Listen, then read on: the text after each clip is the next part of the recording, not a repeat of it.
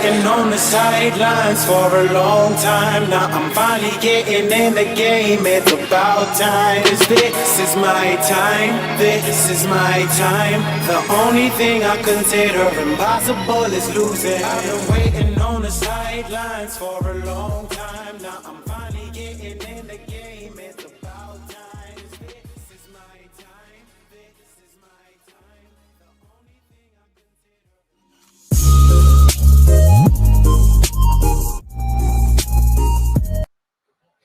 What up, what up, what up? Baker Mayfield interception. Lions ball. Let's go.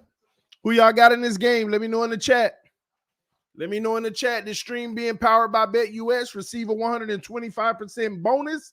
Link in the description of the video, ladies and gentlemen. Quick word from our sponsors. BetUS, America's favorite sports book, where you can bet on everything anytime. Sportsbook, casino, horse racing, live betting, and more. We have the best bonuses in the industry. That's right, get a 125% sign-up bonus. And to celebrate our 30-year anniversary, we are giving up to 30 risk-free bets, a truck, Super Bowl tickets, and more. Don't miss out. Play smart. Join now. BetUS, where the game begins. BetUS, where the game begins, ladies and gentlemen. Right now, you have the opportunity to put in live prop bets right now. Literally, even when the game is going on, there are live bets. As you can see, Tampa Bay Lions, it is live right now. It's locked. Usually it unlocks between change of possessions. See, it's already unlocking right now. So right now, Tampa is plus 7.5. So you can actually get into it even when the game is already started. And again, don't forget about the casino as well. Has the blackjack, the slots, all the tables, video poker, everything you want, even race book, all of it right on BetUS, ladies and gentlemen. Make sure you check it out. Supporting our sponsors is supporting the channel. And here we are. 2nd and 10 is coming up. No, 1st and 10. 2nd and 10 is coming up for the Lions. They're at the Tampa Bay 27 right now.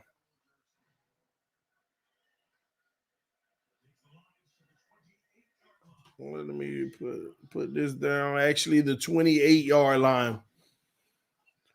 Y'all put it in the chat, though. Who do you have in this game? Who do you have in this game?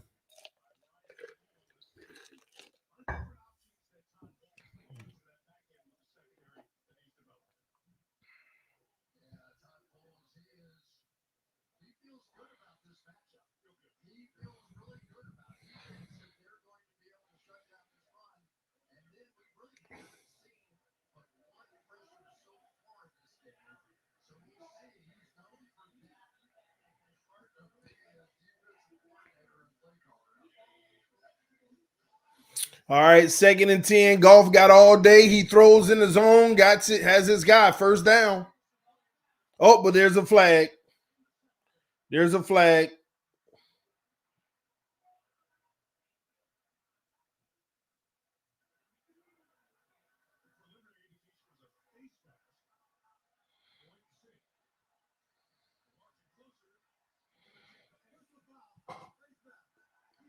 Defensive face mask. 15 yards, automatic 1st down.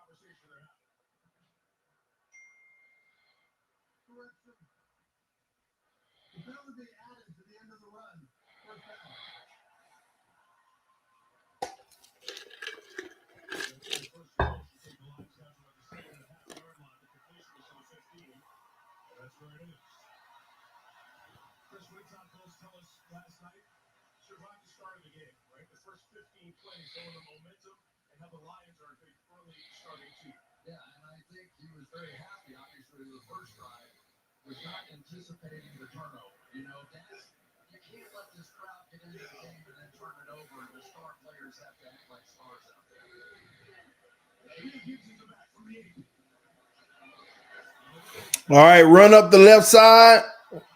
That's going to be good for about 6 yards, I guess. Second and goal coming up.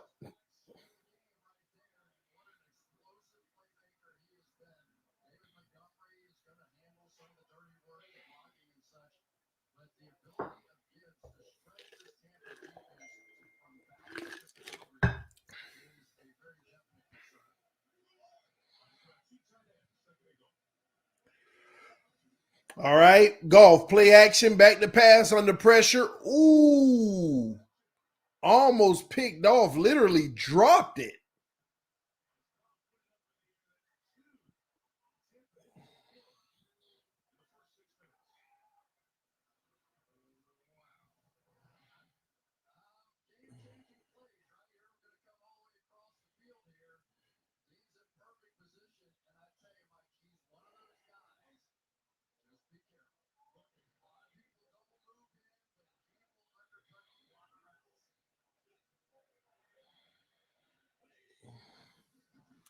Handoff, third and goal, nowhere to go. They'll be forced to kick a field goal. Yeah, we should have gave Dan a chance. I was the advocate of Dan Campbell.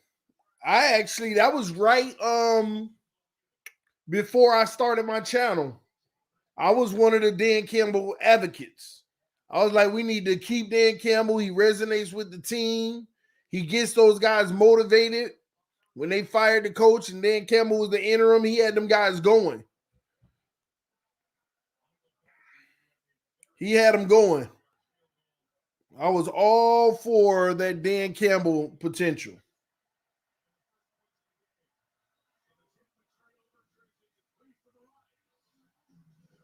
Yeah, we interviewed him.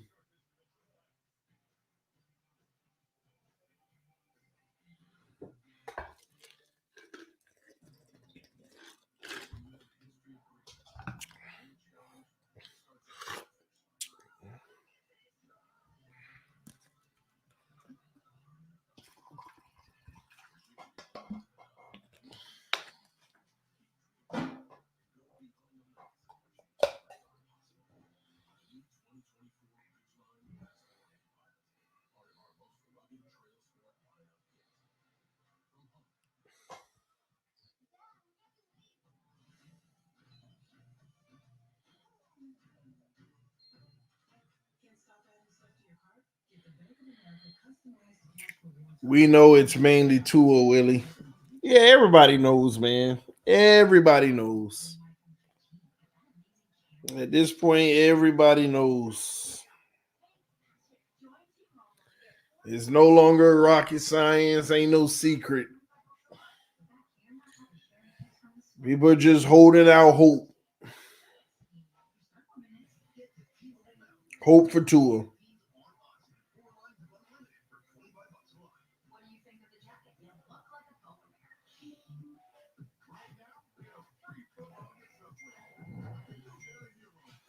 Yeah, Todd Bowles was in Miami too.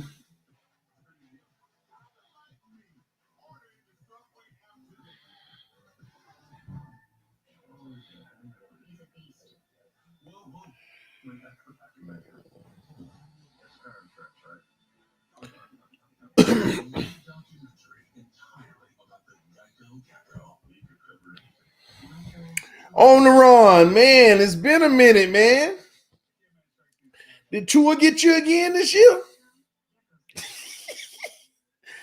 Last year on the run said, "Oh, TD, man, you a Tua hater now, man. I've been supporting you forever. I realize you're a Tua hater now." He said that right before the San Francisco game. And from there on out, I ain't seen you in a minute though on the run. Did he get you again? Did Tua get you again this year? I'm messing with you, man. Oh, man. Oh man, I want to be watching Dolphins football this deep in the year. The worst part is we can't even be optimistic about the future unless we want to admit Flores was right, which they will never do. Oh, I'm messing with you on the run. I know you've been here all season. I just thought it was a good joke. Oh man. Oh man, it's rough out here, man. It's rough out here, man. Being a Dolphin fan, it's crazy. Well, let me see something. Oh.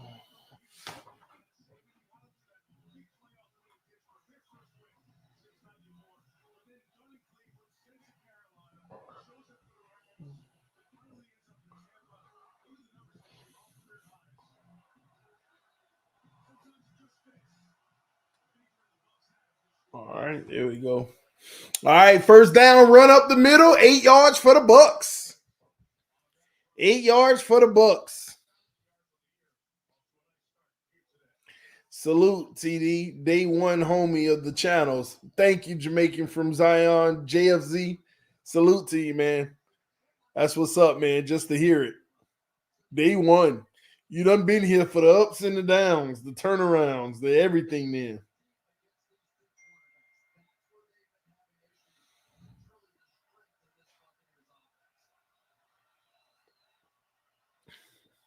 Quick slant. Incomplete. Evans couldn't hold on. 3rd and 2.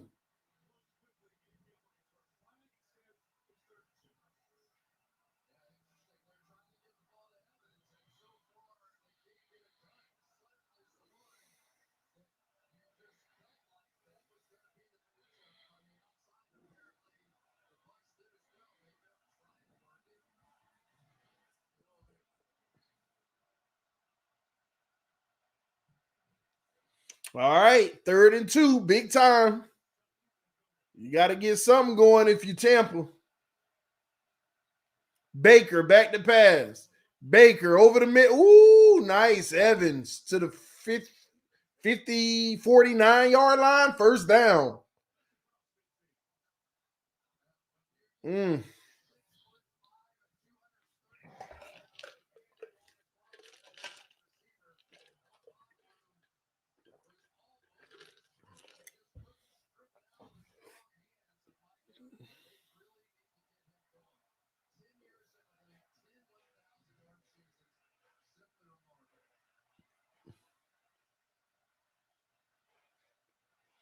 Baker in the pistol. Fakes the handoff. Quick slant. Big time. Big time to the 24-yard line, I believe. 26. 20 over 20, look like 29-yard game. 25.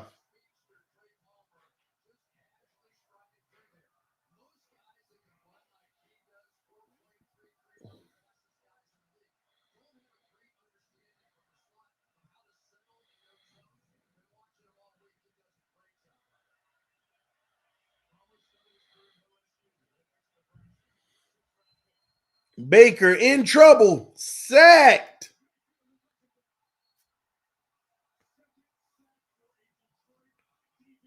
Uh-oh. 2nd and 19.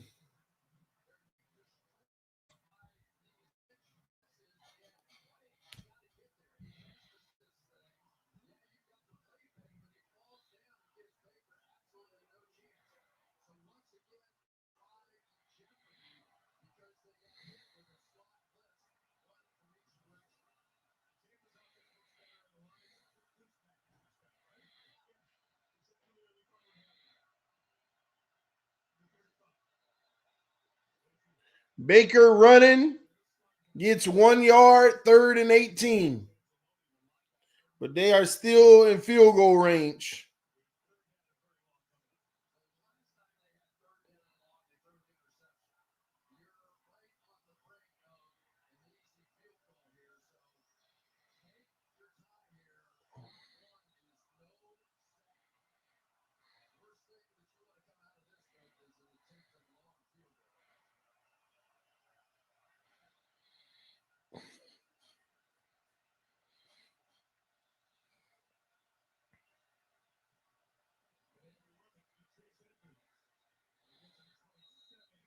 9-yard run. They're going to have to kick a field goal.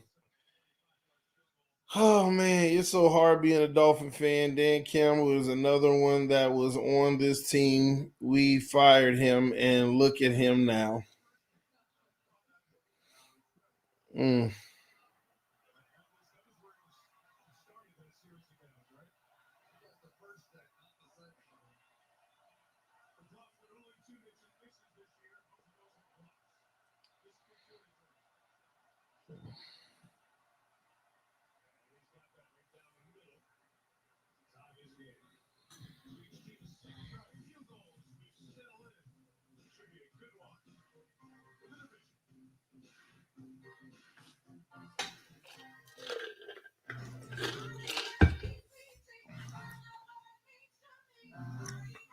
Oh, turn it down. And try to copyright me because I need them.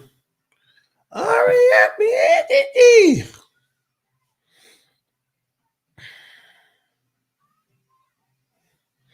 At TD Fans Talk, I don't think I got food this year. Our losses exposed to it every single time. I knew exactly what was coming as badly as I wanted to be wrong. We all want to be wrong, but here's the bad part about it all. See, here's the issue with our fan base, right? We already know who Tua is. We're just asking to be fooled. Let me give you an example. Let's say Buffalo would have called a bad game plan and they would have ran a lot more cover 2 and not man pressed and all of that stuff, right? And we would have had success and we would have beat them, whatever it may have been, because of their own stupidity. That would have been all we needed to delusionally think that, yeah, we got our franchise quarterback. That's all we would have needed.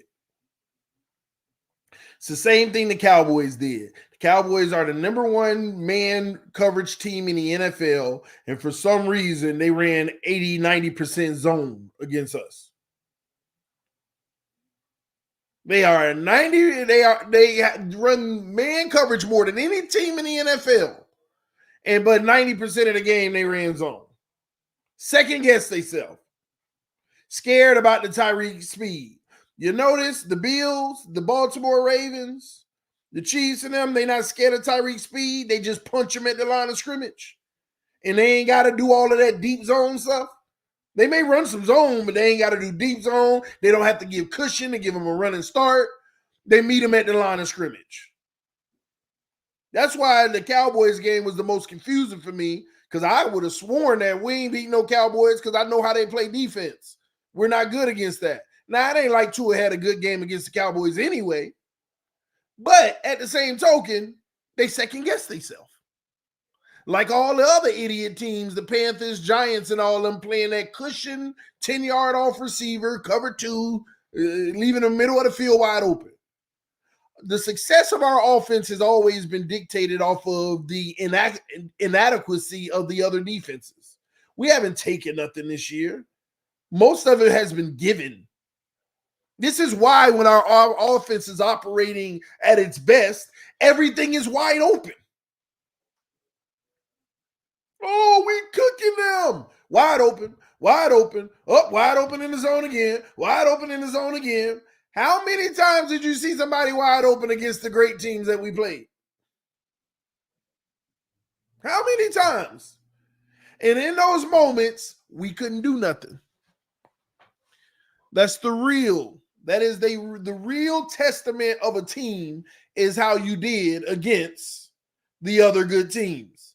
And you have to use context in that regard too. It's just you have to use context in that regard. When we played the Broncos, were they the same team? No, not at all. Got some people back healthy. They started to understand what their identity was. This is typical. All we doing is waiting to be fooled. We don't play Baltimore next year. But if we open the season playing Baltimore and we won the first game, that's all it takes. We just beat the potential Super Bowl winning champs. Yeah, this our year. Man, we're just waiting on the team to fool us.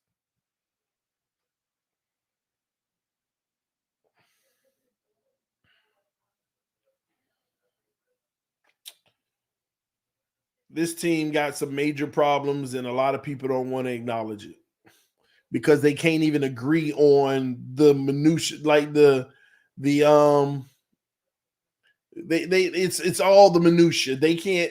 They see, if you disagree with one little minute point, it's like you can't hear the whole narrative. You can't hear the whole picture of what's going on with the team. I can lay out what this team is in 5 points, and if you disagree with one of them points, you just can't see all the other stuff.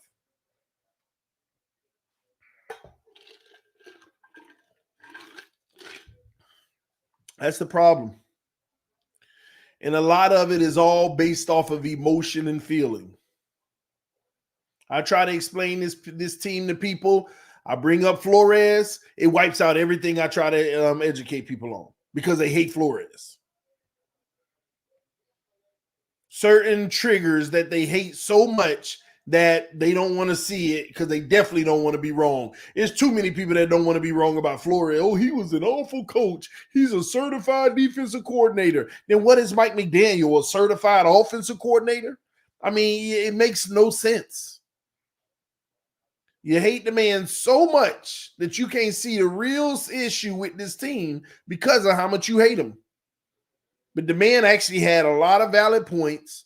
He did not want Tua as his quarterback. You forced him on him. And when you force a guy on a coach, I don't blame the coach for being extra hard on him.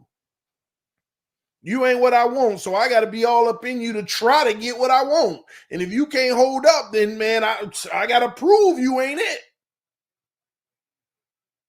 That's what happened. If Flores would have got the quarterback he wanted, he would have took care of him, been the nicest man ever. It's that simple.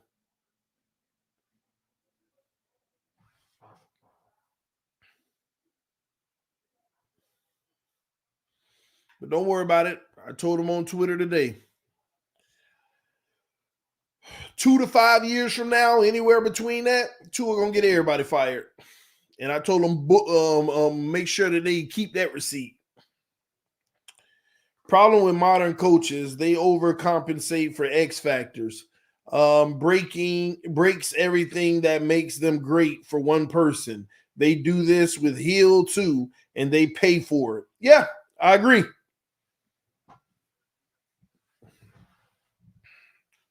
I definitely agree. Looking at the schedule for next year, what is your record prediction?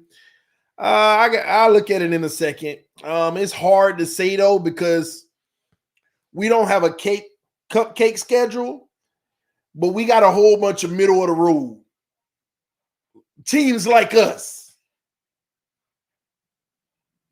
You know, we're like, to me, our schedule is a whole bunch of middle of the road teams like us. Maybe a little better. Like last year, we either played the bottom of the barrel or the top of the barrel. We didn't have many teams like us that we played.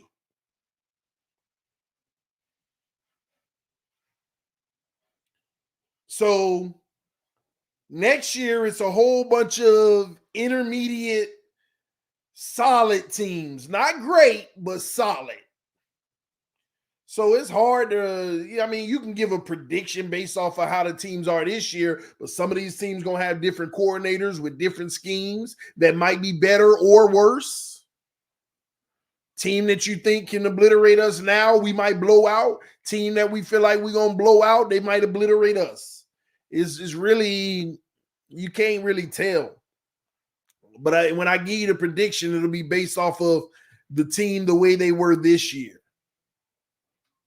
And I get it. All you can really do is assume, they'll be better because that's everybody's goal. But let me give you an example. So we got Houston. On the road at Houston, we would lose right now. I'm telling you. It's just my take. At the Colts, we would lose.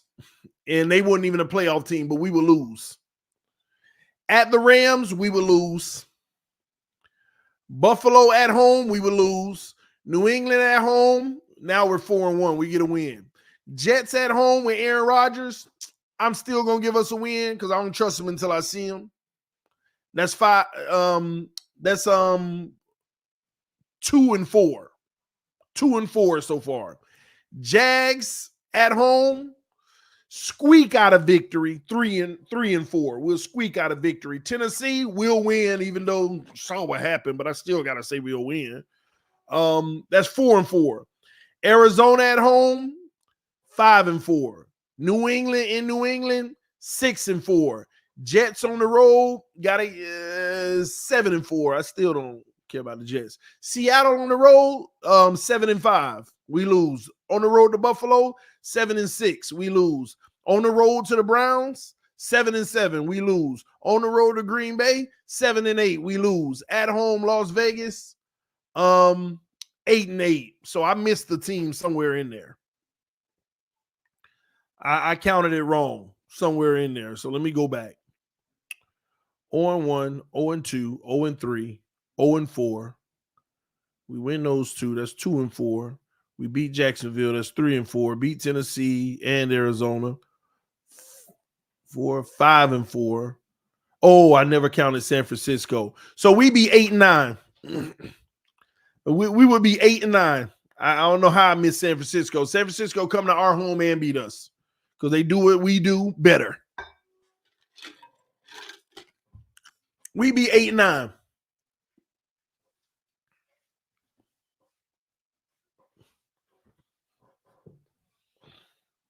Another strike by Golf on 3rd and 4. That's a first down. Yeah, 8-9 is what I got. Somebody said you crazy. I told y'all last year, our bottom is 9 wins. Our ceiling is 11. Y'all told me I was crazy then. That's why I predicted 10-7. I told you our bottom is 9 wins, and I told you our max is 11 last year. And that's why my prediction was 10-7. And y'all told me I was crazy.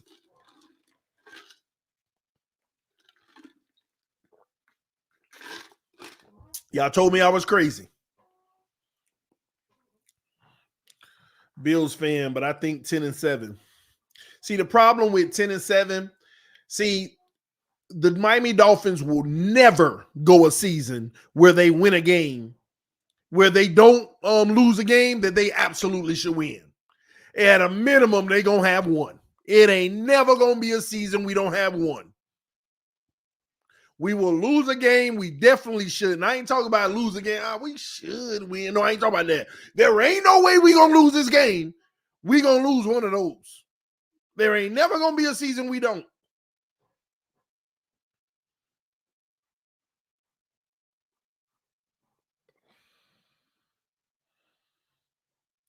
So, yeah.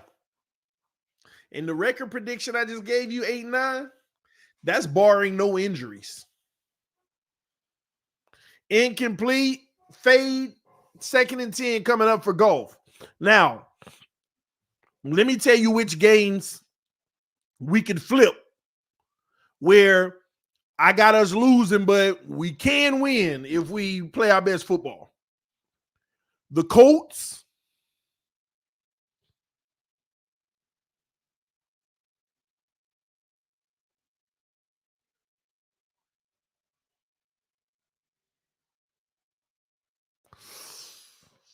That's it.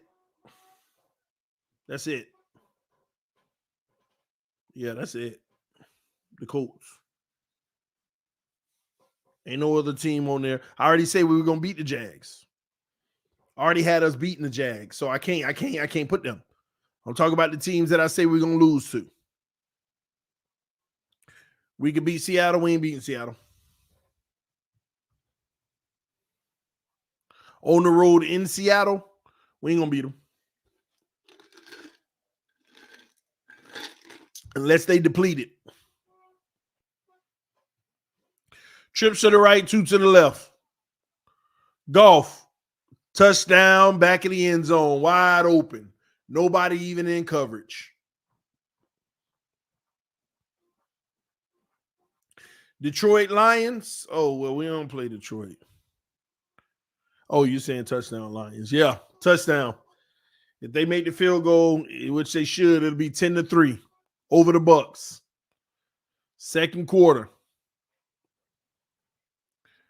And I'm going to tell you now, next year, games like the Raiders and stuff ain't even a guarantee, but I'm putting it on there that we're going to win. Of course, I'm doing the Bills Chiefs. Wouldn't miss it for the world. See, y'all got to understand, look, let's count how many teams were above 500 this year. 500 or better. Count how many teams on our schedule were 500 or better. The Texans were. The Colts, did they end up at 500? Well, they can't. It's either over or, let me see. Hold on. NFL standings. Let me see. All right, the Colts were Indianapolis Colts 9-8 over 500. Yep. So Texans, Colts. Let me see where did the Rams end up. And the Rams are in the playoffs, so they definitely was over 500. Yeah, 10-7. Texans, Colts, Rams, Buffalo. Jags ended over 500, 9-8. They just collapsed due to their injuries. That's 5 teams so far. San Francisco, Seattle, Buffalo, Browns, Green Bay. And I don't think the Raiders ended. No, the Raiders were 1 game under 500. But 10 games versus teams that ended the season over 500 this year. 10 of them. Now, let's see how many of them 10 we on the road. 1, 2, 3, 4.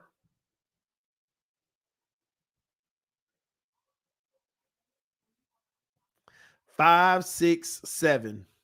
7 out of the 10 on the road.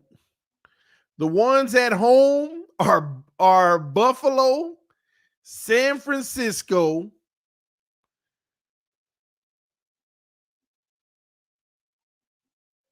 and Jacksonville.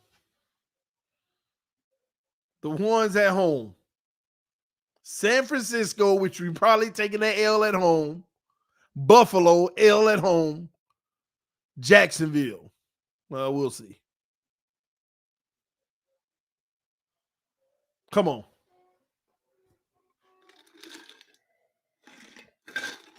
Come on. And then I want you to think about this. The other 7 games that aren't against teams that were above 500, right? 4 of those games are in your own division, Jets in New England. New England always play us tough, but if they do get a better offense next year, which they got the money and everything to do,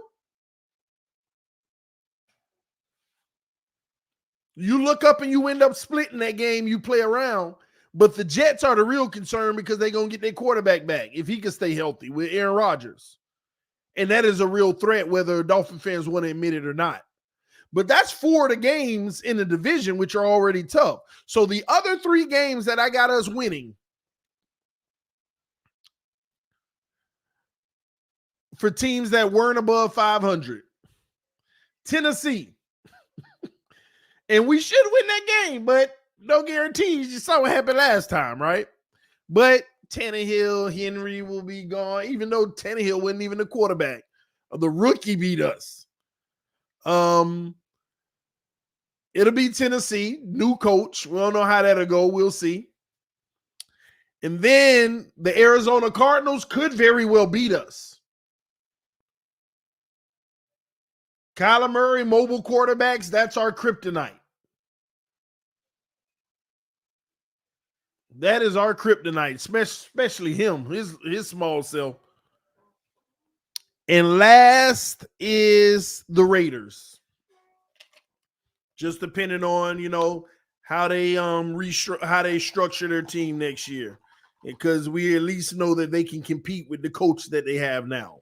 We know that for a fact, that they're not going to lay down. And they should definitely be better. So again, we don't play Baltimore. We don't play Yeah, we don't play Baltimore. We don't play the Chiefs.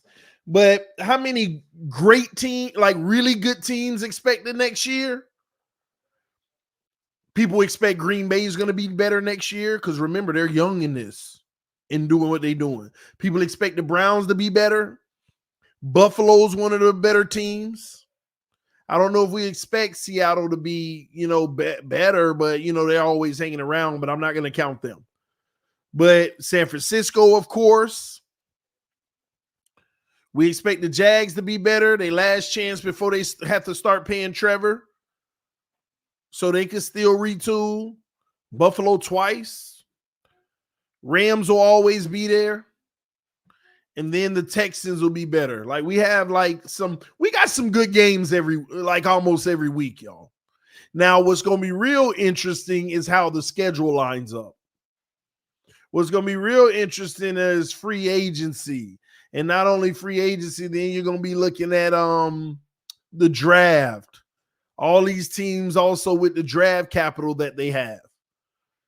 Like a lot of these teams going to be even better.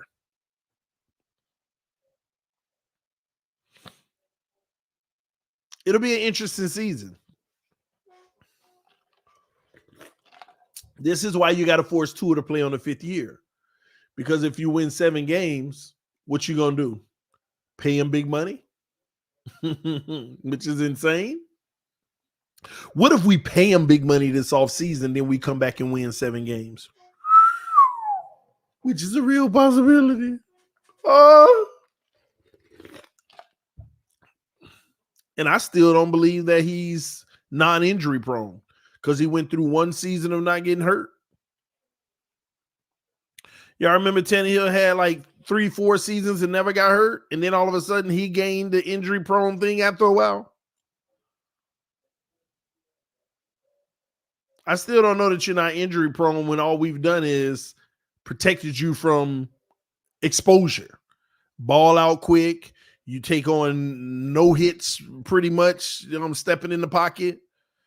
Everything is a business decision.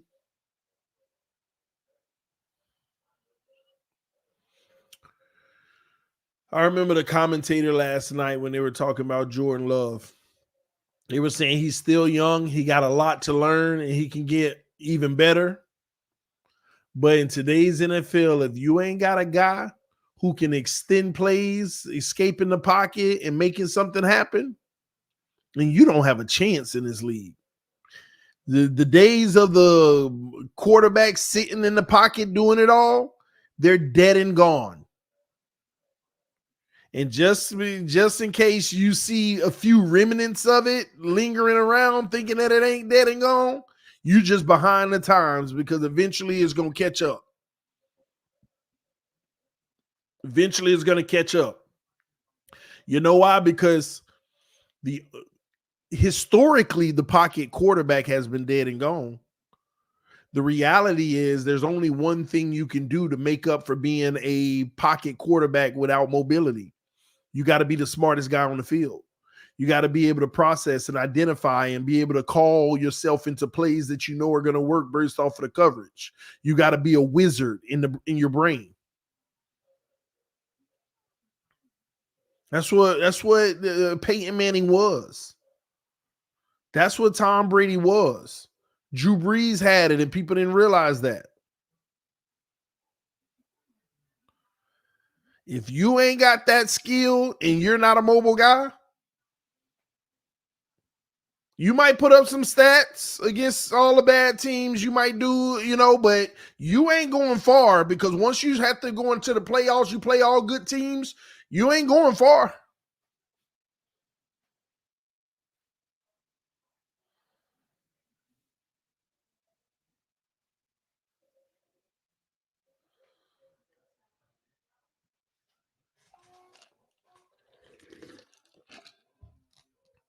I saw it on Twitter today, right? And what were they saying? They were trying to compare somebody. Yeah, I think it was Lamar, right? They were like everybody talking about the Wonder League. Lamar only had a 13 or 16, like right there with Tua. Whoever said Lamar was an elite processor?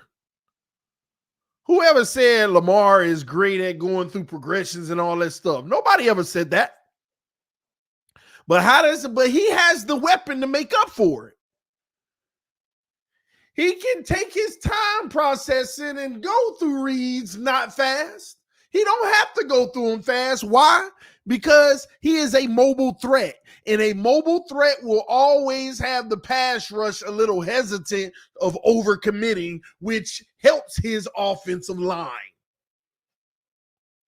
Rarely do defensive ends and defensive linemen come straight at Lamar. They're cautious on their way to him because one move and he got him.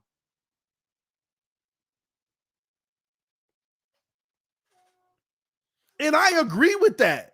Tua is a better passer than Lamar. But when you don't have that superpower to overcompensate when they taking your passing away, what can you do? Unless you're such a wizard and master of the game where you always got an option because you calling plays to make sure you do because you already know what they're running. You can identify what they're in, or you can identify the mismatch, or you can identify the alignment and go ahead and dial something up off the fly that's going to create somebody open. We don't have that in the NFL anymore, ladies and gentlemen. You might have 2 or 3 people who doing that in the NFL, and it still ain't at the Brady-esque and Peyton Manning level. But those guys will grow and develop into that.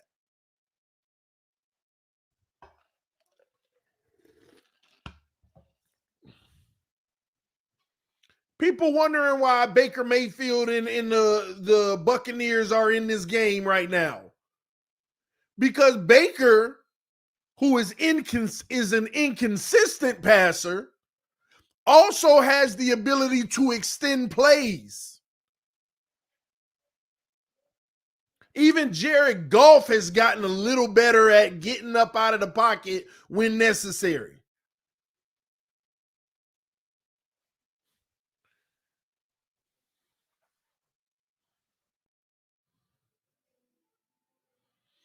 QB play overall is down. Yeah, of course it is.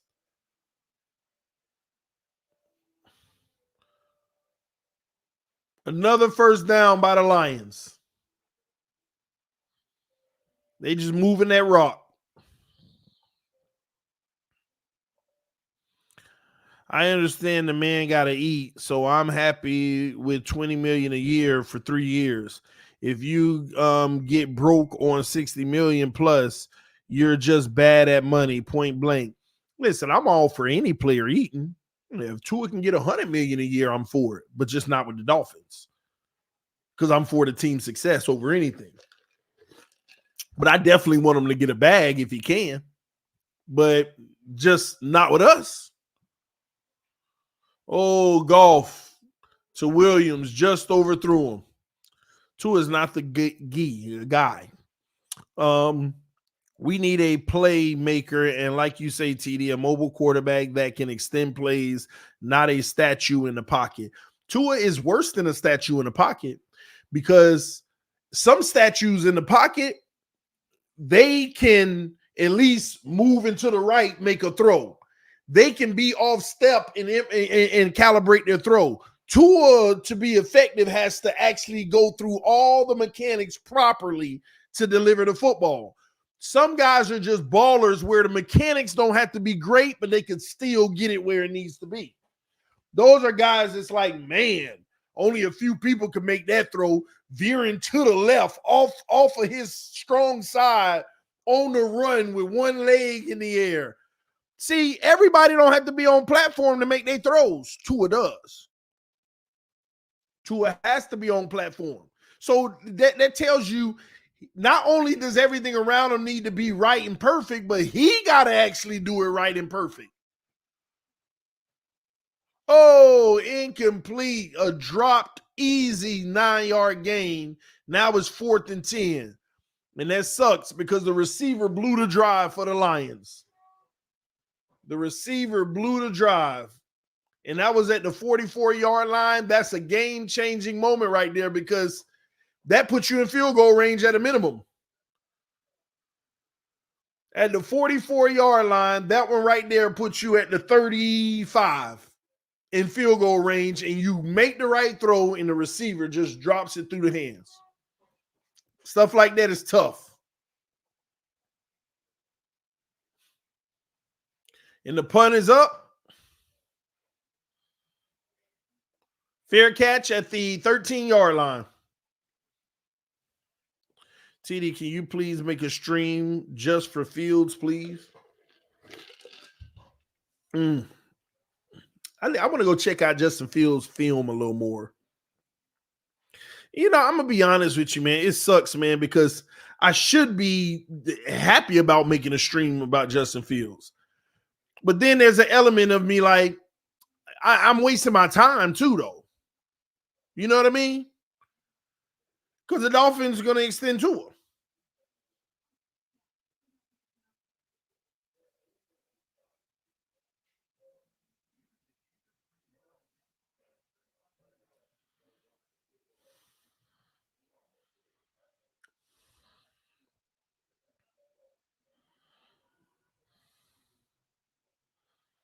So it's tough, man.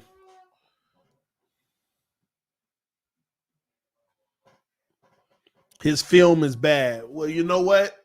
See, this is where I challenge people, right? McDaniel's supposed to be this genius and make Tua better and all this and that. And people got to tell you, what is Tua doing better in year 3 and 4 that he wasn't doing in year 1 and 2? Then you want to attribute that to McDaniel's. Whatever those characteristics are, can he do that with Fields?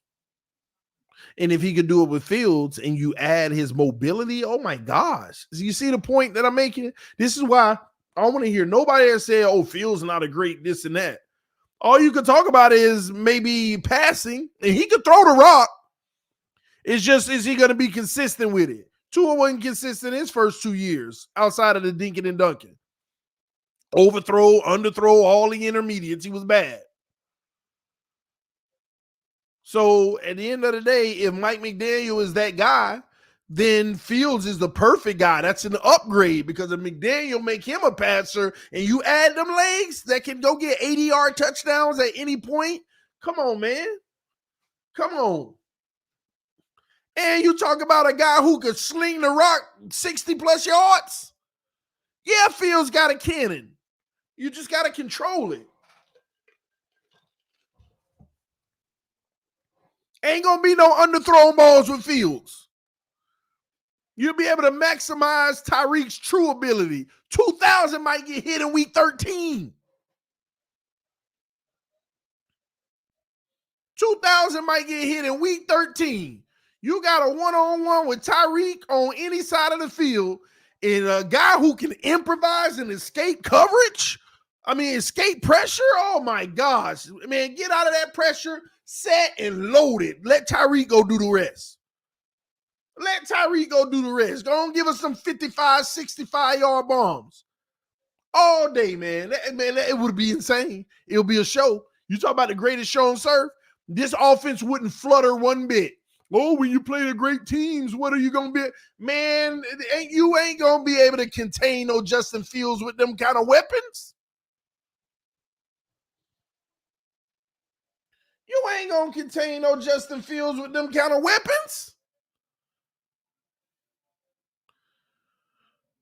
Nah, Tyreek 2000 is not good for the team. In this situation, it would be, because he would get it so easy and everybody else will eat.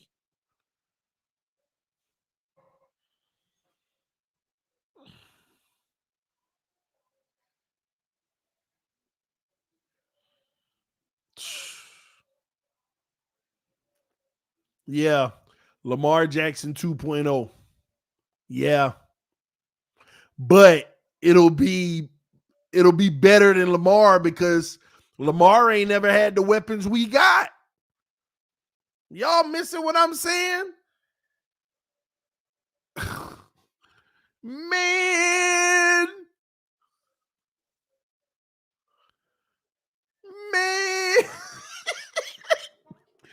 Oh my gosh. Y'all don't get it. Oh, you talk about, yeah, it's wishful thinking, but the shame of it all is it's possible. It's like, it's so possible with the right offer. You talk about a team that got the number 1 overall pick. They got questions about the guy, but yet they got questions about him, but they ain't got nearly what we got to help them. Oh my gosh. I listen, I would send my first round pick at 21, and that will get it done, because the Bears would be like, hey, we still get to keep our early picks and we pick up another first. Now we can get the quarterback. Now we're talking about maybe even getting the receiver. Maybe they want to go get Caleb or Drake May, and they're going to get the receiver in the draft, the top one, if they want a package to go right back up.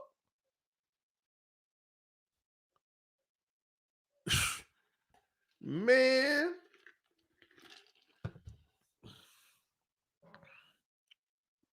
I would do it with this same roster, and guess what? Now I ain't crying about my O-line. Now I ain't crying about my O-line. I got a guy who instead of being 6 feet in the pocket, he gonna go back 9 so he can see it all coming. Y'all don't notice that about those mobile quarterbacks? When they play action and turn around, they not 6 feet back.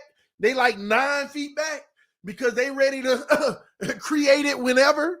They want depth in the pocket, because they can afford to have depth in the pocket. And what depth in the pocket gets you, it also gets a more spread out pass rush, to where it ain't all condensed in that pocket. Now you got a long pocket, which creates bigger, wider lanes.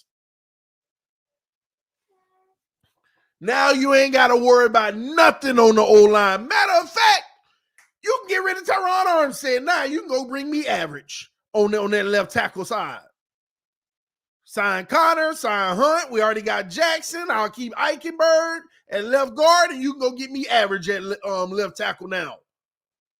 Saving money and everything, because that's what his job is. And the only thing you got to worry about is making sure he don't get hurt, because then you're in trouble. But ain't no difference from any quarterback. They get hurt, they in trouble. Man, and I ain't worrying about the hit we going to take on defense, because we putting up points. Even against the good teams, we putting up points. We got a massive run game, and now you can't over pursue the run, because we going option too. We got the option game going now. Now that pistol formation, just like Baltimore, is dangerous. And think about it. When we hand the ball off, defenses come. Now you got to be like, did he keep it? Oh my, you think they worried about him, Tua keeping it? You think they concerned about it? Man, if Tua had the element of loan of, is Tua keeping it? Then Tua wouldn't even be dangerous, because the run game would be crazy great. Now our run game would really be elite. I mean, y'all thought this year was something. Man, you don't know which one of them keeping it. You don't know if the deep ball going, Fields, quarterback keeper, or I'm not keeping it. I'm just running over here and y'all coming. Now I got only one. It's insane what you would have as an offense. And people don't understand it. Y'all don't understand what you would have as an offense. Insane. If Dolphins got Justin Fields, people don't get it. The kick is up, and it is boinked. I'm about to say incomplete. They missed the kick, y'all. I'm telling y'all don't see the vision. You have to fear Justin Fields' ability to run the ball. So when you're in that pistol and you put that ball in a chain belly, and that defense, and he looking, and that defense like, no, we ain't finna give A-Chain this 10. Oh, you ain't got to. I'll go get it. Or if I don't get it, thanks. Middle of the field open, deep ball, one-on-ones.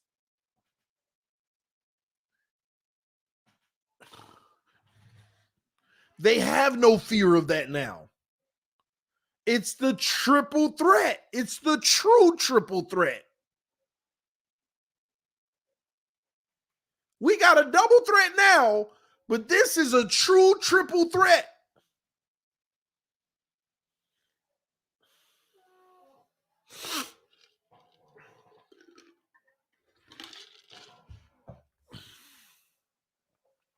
In Mike's scheme, the best fit is Lamar Jackson. I ain't gonna disagree with that, but you can't tell me Justin Fields wouldn't be a top 3 fit in the system. Lamar can be the best fit, but you can't get him. So what's the next one up? I do love Tua, though. As a human being, he's a good person. I have to give him that. He's a great guy. Absolutely, man. Nobody ever questioned that. TD, any chance Miami makes a shock move and goes at the Fields or something else and trade Tua? I'm hoping so. Man, let me tell you something. That would be a dream come true. But they don't have to trade Tua. You don't have to trade Tua. I'm here for all the smoke. You ain't got to trade Tua. The cheapest way you can get Fields, you go get him, whether it's a second, and if you have to, even at first, you bring him in, and you go right on that podium. We felt the team would be better adding more weapons. Tua is our starting quarterback. There is no quarterback competition. I don't care. Just bring Fields in here. There ain't no quarterback competition. Tua is our starting quarterback. We just felt that we had an opportunity to get more weapons for the team. And we're going to explore however we can. And Mike will work, to work with Fields. It's that simple. Play the game. Now it's going to be toxic in the building. And if I'm Chris Greer, too, I still got this 5-year, $125 million deal right here for you, 70 guaranteed. You gonna take the $25 million a year, or you gonna keep playing around? Oh, you ain't gonna take it? Okay. No worries. That's our offer, and we're sticking to it. Your agent threatening for you to sit out? Okay. I go right on that podium. Tua is our starting quarterback. We've been notified that he does not intend to play on the 5th-year option. So, next man up. McDaniel will have to work with Justin Fields and see if we can, maximize his potential. It's that simple. And you know what comes after that? Tua requesting a trade. Well, he's requested a trade. We don't want to trade him. We want him to be our future. I'm doing it all. And we want him to be our future. But, we will listen to offers, though. If we can't get what we want for him, then, it is what it is. Because if he sit out, he on the contract and we ain't paying him. He on the contract and we ain't paying him for the year. And now, however long you sit out is money that we saving to carry over to even the next year. It's that simple. And then if you hit free agency after sitting a whole year, how much you going to be worth? You're going to have to go out there on a prove-it deal anyway. Somebody going to send you a 2-year, $50 million, and you're going to end up being that $25 million guy anyway, having to prove it with only 1 year guaranteed on probably what's a way worse team. Oh, I'm forcing him into submission of taking a team-friendly deal because I don't mind you keep trying to build around him and figure out a Super Bowl roster. You can win with a game manager. You just got to come up with the perfect formula, and they got to be better than everybody else in the league. But you'll always be at a disadvantage, and here's why. Because as these young guys keep coming in that's on point, their team roster can afford more than yours. Go look at how much C.J. Stroud, Jordan Love, All these guys are making. Brock Purdy, what? Brock Purdy making $2 million or something? So you'll always be at a disadvantage. So I will use this scenario because you got one more year with Justin Fields under a rookie contract. By the way, wait, hold on. Let me go back. When was Justin Fields drafted? Let me make sure I ain't tripping and I got the wrong person.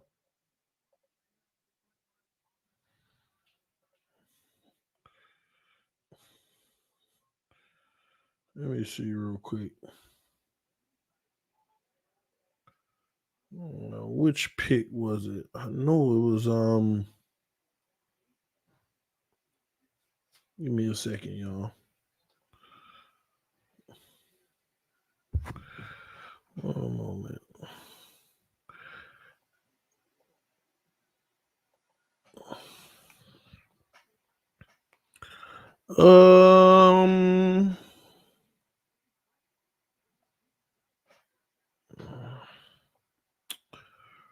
Quarterback.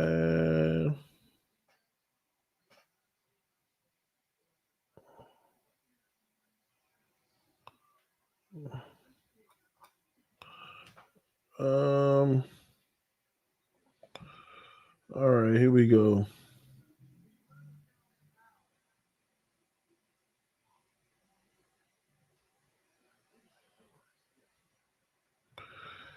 '11th. He was 11th overall. 11th. Yeah, man. So that means he still can have the 5th-year option picked up this offseason. And I'm telling you, the Dolphins bring in Justin Fields, pick up his 5th-year option. There you have it. Tua, I got this team-friendly deal sitting here.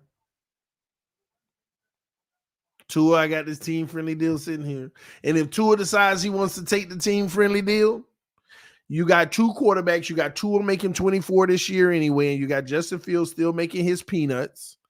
And next year, you got 2 guys that you could just trade one of them if you want. You trade one of them, whatever, however you want to do it. You got options now where you're not stuck. I don't know why Dolphin fans love going the nuclear route of being stuck. One basket and one basket only. Nobody want to talk about the fact that if you sign Tua on a long-term deal and he have 2 years straight of trash, what you going to do? Because contractually you stuck for another 2 years after that. And now all the talent starting to be gone. Because first of all, not only will you not be able to afford guys like Tyreek, Ramsey, and all of them, but they're going to be hard to come by regardless. Nobody talks about that.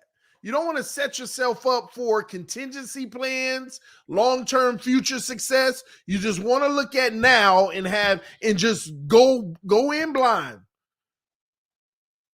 And the sad thing is you want to go in blind with bad odds. The odds are bad. Tua ain't showed you nothing that make you believe he can get over the hump and do anything outside of what he's already shown you. And he's going to have to do more than what he's already shown you to get to that next level. Y'all know Tua can't do more than what he's already shown you. Y'all out here crying about give him an O-line that can protect and then he could do more. Stop lying. Y'all don't recognize in most of these games where he looked terrible, the O-line actually been having good games. Against good teams, the longer Tua got to throw the ball, the worse he get. Because he got to come in. That means he ain't on that first read. That means he going to the second and third. So let's get something straight. Can Tua make more than one read? Yeah, he can make more than one read in some cases, but the problem is when he do, the production in it ain't good. The production in the second and third read isn't as good. Now, against bums, yeah. And another thing that skews his numbers on the reads, oh, well, the numbers say that he's good in his second and third read. Stop lying to yourself. You got eyes just like me. Let me tell you why his numbers are good in the second and third read sometimes. It's because, like I already explained to y'all, they cut half of the field off and they give him options. Linebacker goes to the flat, he goes to the slant. They think that's his second read because he was looking at the linebacker and then he threw it to another area. They think he changed reads. He wasn't even looking at an offensive player. He was looking at a defender.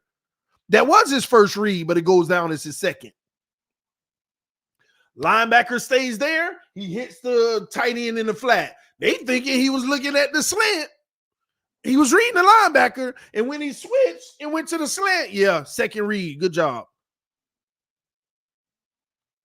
When he's looking a safety off and trying to get the safety to come over here, and he comes back and throws that way, oh, yeah, second read. You know, he started from the right and then went to the left, threw the ball.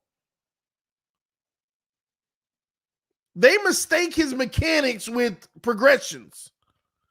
They mistake him looking at the defense as progressions.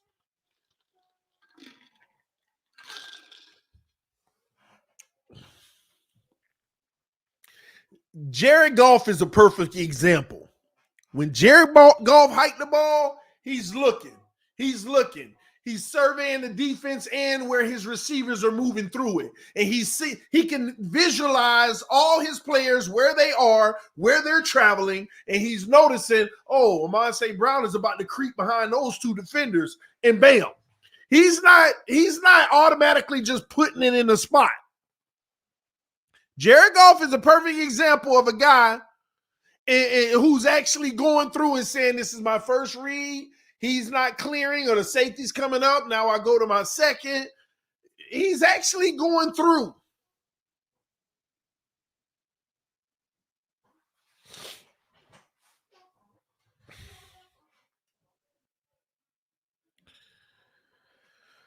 Boy, oh boy. Kevin Lee said it's time Miami does what's best for Miami for real and make the quarterback move.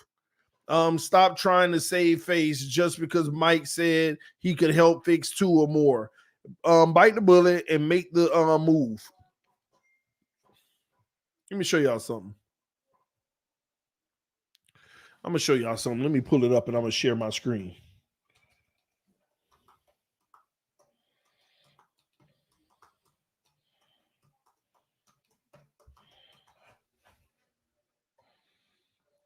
Let me show y'all something real quick. Give me like 30 more seconds and I'll have it pulled up.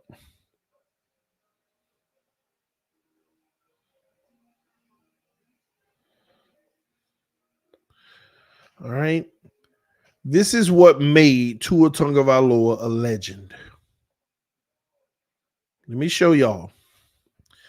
This play at Alabama, a play he did it again. What I've been telling y'all, this is why pre-draft I didn't want him. Even in his good plays, I want to show y'all something. The man never even looked at the receiver he was throwing to for the game, that game winner for the national championship. And y'all remember that sweet spot at the 41-yard line that I always tell y'all about? He looked right to pull the safety. He didn't know if the guy on the left was open or not. He just heaved the ball, never even looked at him. Let me see if y'all see. See him looking? Just turned and threw. He just turned and threw. Never processed it. Just straight turned and threw. Bam. Already cocked and loaded. Let me see if I can slow this down in frames. But first, let me get some good quality. Well, that's the highest quality they got, 720. Playback speed, we're gonna go 0.75 because it'll make him look better in it. Let's go back. I want y'all to see this. Watch him in 0.75, speed the other guy. Even if the defender was in a great position to pick it off, that ball was gonna come no matter what.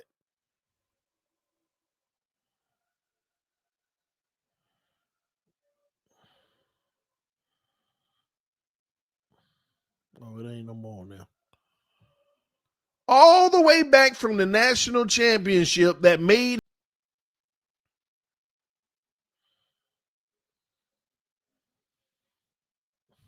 That's what even made him this polarizing figure to everybody. That play right there to win the national championship.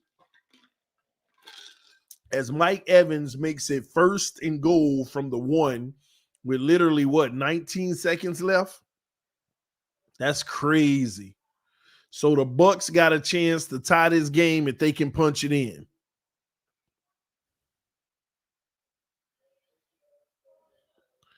Somebody said, pick a guy pre-snap and let it fly. That's what Tua is. He did it all the way back then. This is why LSU and all those boys said, Tua, man, he gonna throw it regardless. He gonna throw it regardless. Don't be manipulated by his eyes. He's gonna throw the ball regardless.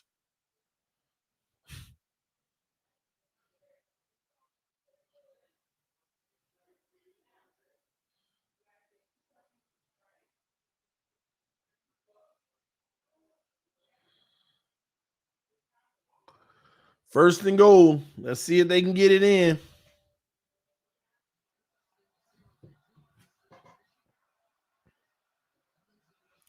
Yeah, Nick, I guess in that regard, he just like Josh Allen. The only difference is Josh Allen still got that superpower. Touchdown, Tampa. Oh.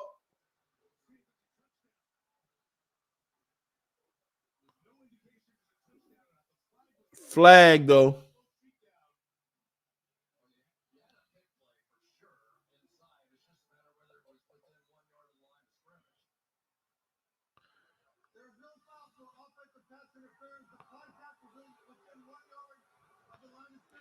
Oh, man, they took advantage of a little rule. It was within 1 yard.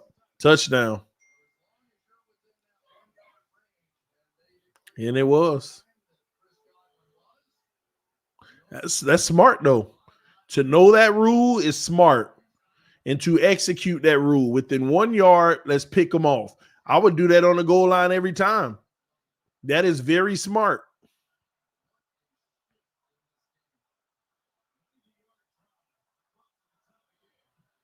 And the game is tied, and they're about to go to halftime. 15 seconds left. They're not going to do nothing.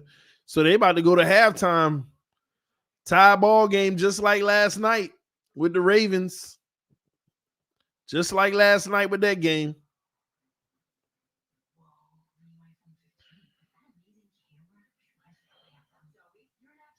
Somebody said that's why he be having 5 interceptions in practice.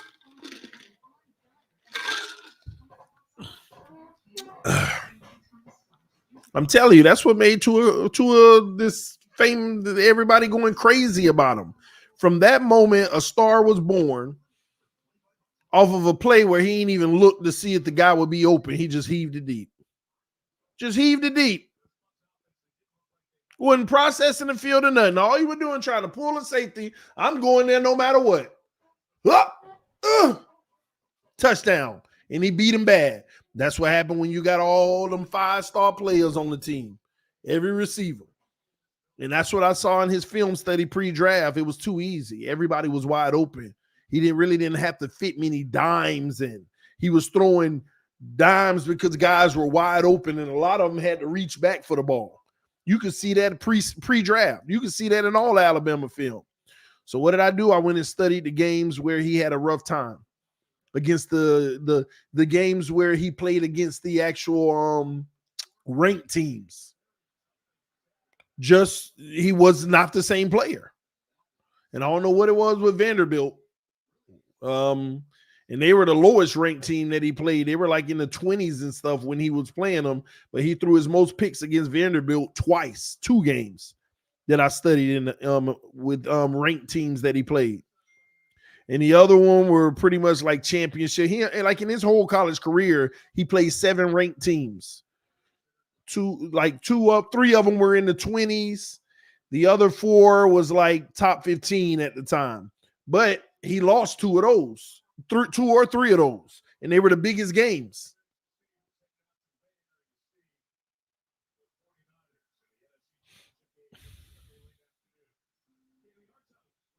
So now we're looking at the same guy from college, but everybody couldn't even read who he was then.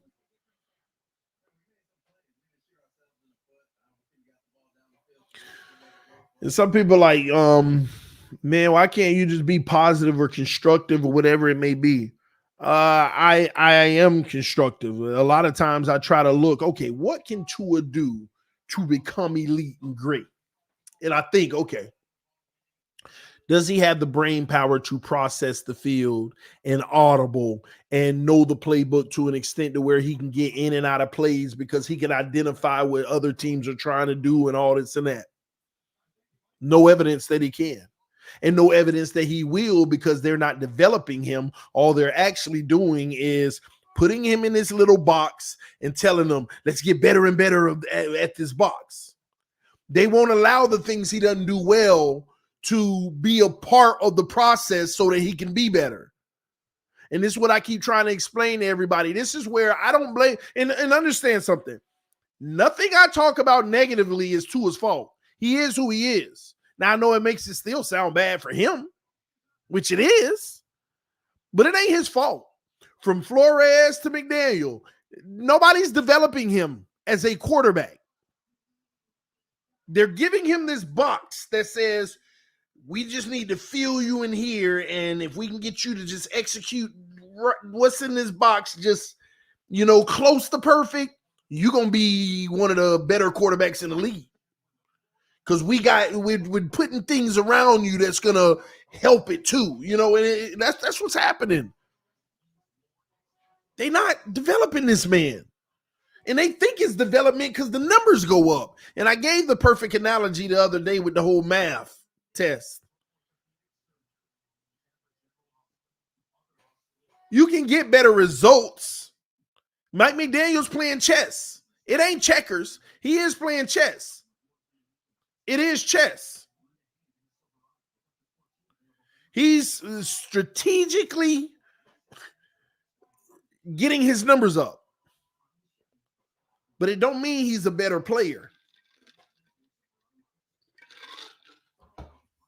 But if you develop him, if you truly develop him in his weaknesses, that's what makes you better. Not doing what you do well, just more. And people don't understand that. It doesn't make sense to me. Just because you're doing what you did well before more, your numbers are supposed to go up. They're going to go up.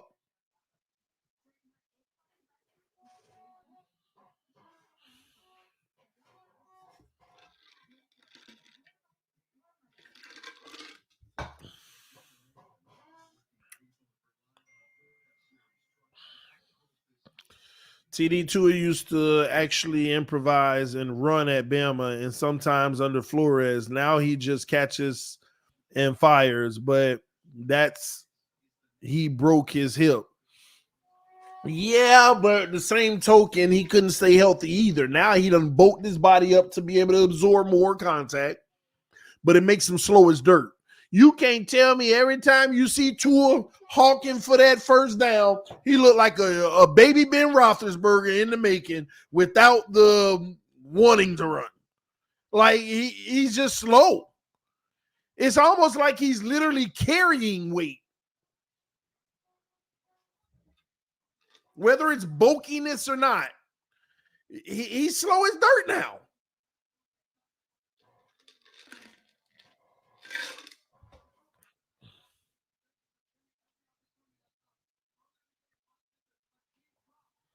Benefited from ton of RPO. Never had to read field. Yeah, man. Facts.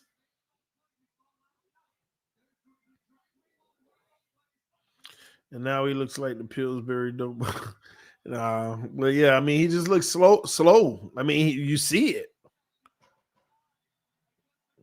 See, I agree. He's slow than Purdy, even, and they like the same size. Tua didn't used to be this slow. Now, he was never fast, but he had a little, what do you call it? A little juke to him in the past. A little, okay, let me hurry up and move this way a little. Now he just, man, Tua just he back there. He just yeah. He definitely, when you see that man run, you know what I'm saying without, I don't know the word to use, but he that now. He that now. Tua is not a bad quarterback. No, not at all, Cliff D. Tua is not a bad quarterback at all. You know what? See, the thing with Tua is, how do I say this? Again, it goes back to the analogy. It goes back to when I tell y'all he's good enough not to be good enough. He can throw the rock. I've come to that conclusion because remember with Flores, I used to criticize his throwing. He is not accurate. This man, literally, he is not accurate. He overthrowing and underthrowing intermediates all day under Flores. Now, what McDaniel did is make him settle down in the pocket with his mechanics to deliver the ball, to become more accurate. So McDaniel has helped him actually become more accurate because he's making sure that he get the ball out quick, use your mechanics, set your feet, deliver the football. 1, 2, 3, bam. 1, 2, 3, 4, 5, bam. Whatever. Quick hitch, like whatever. He's making sure he get that ball out quick, use your mechanics, deliver it, put it right in the spot. Everything is timing. Keep working on that. Keep working on it, right? And he's great at that. Only problem with that is it's just like Purdy. Now, Purdy's a little more mobile, but he's also a spot thrower in that sense too. But Purdy at least can extend plays a little more and improvise a little with his throws. But the base of Purdy is just spot. And they showed you even last night.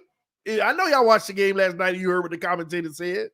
When the tight end was running up the seam for the deep end and they bumped them 5 yards. And they said, see, he put the ball right where it should have been if that bump wasn't there. But the quarterback didn't read it. Y'all tell me if y'all saw that last night or not. When he was throwing across the middle and it almost went to 2 defenders easily, and the tight end didn't get there in time because he was bumped off of his spot in the route. Do y'all remember that last night? Tell me, if you watched the whole game last night, tell me if you remember that moment last night when the commentator said it himself. I know y'all saw the game last night. So if you did see when he said that last night, that's a perfect example.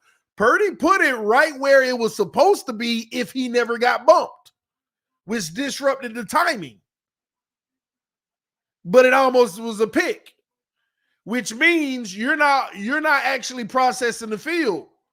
And what I mean by that is hiking the ball, because if you saw that bump, you would have put it 2 feet inside and it would have still been a catch.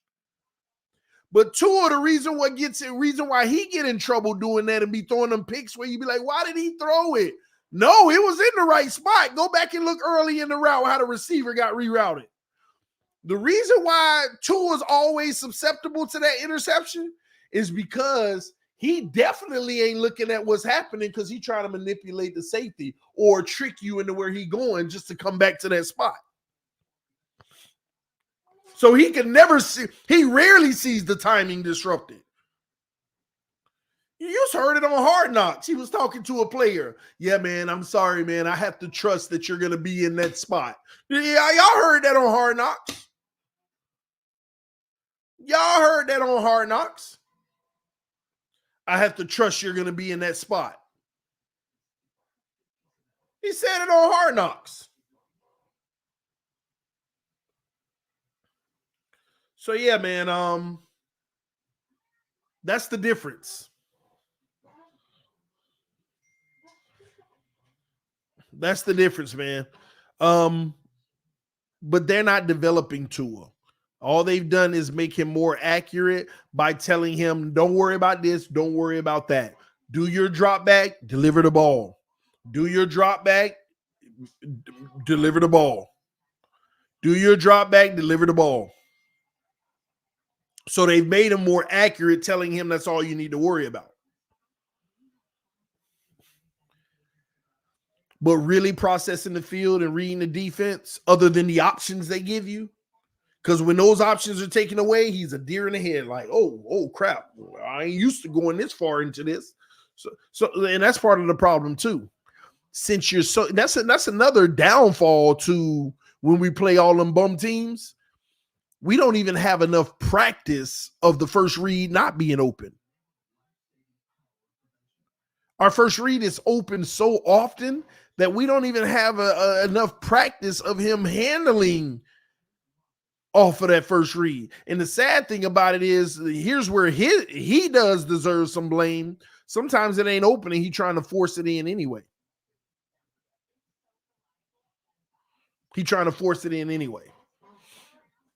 So again, I feel like both coaches, Flores, whoever the OC for him, and McDaniel are actually doing Tua a long-term disservice.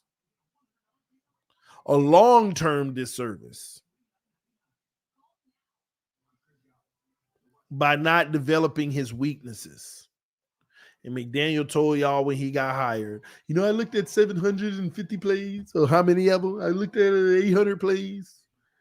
And I identified this certain group of plays. This is what I identified. This is what you do well. And this is what we're going to focus on. We're not going to hamper on those other negative things. They tell you all you need to know. We're not going to even worry about though. We're one of the teams that throw the ball outside of the numbers the least. Do you see Jordan Love's numbers outside of the numbers? That offense is built on the outside. And he got a strong arm. You got to understand, you got to have a strong arm to dominate the outside the numbers. Because a 10-yard pass is like a 20-yard pass in the middle of the field. A 10-yard out is literally like throwing a 20-yard pass in the middle of the field. A 15-yard out is like throwing a 30-yard pass in the middle of the field. And you got to get it there before the corner can come jump it. You got to get it there quick. That's arm strength. That's why I don't understand why we don't throw outside the numbers like that. Only outside the numbers we throw is when we trying to throw it deep, and that's literally, it hangs up there.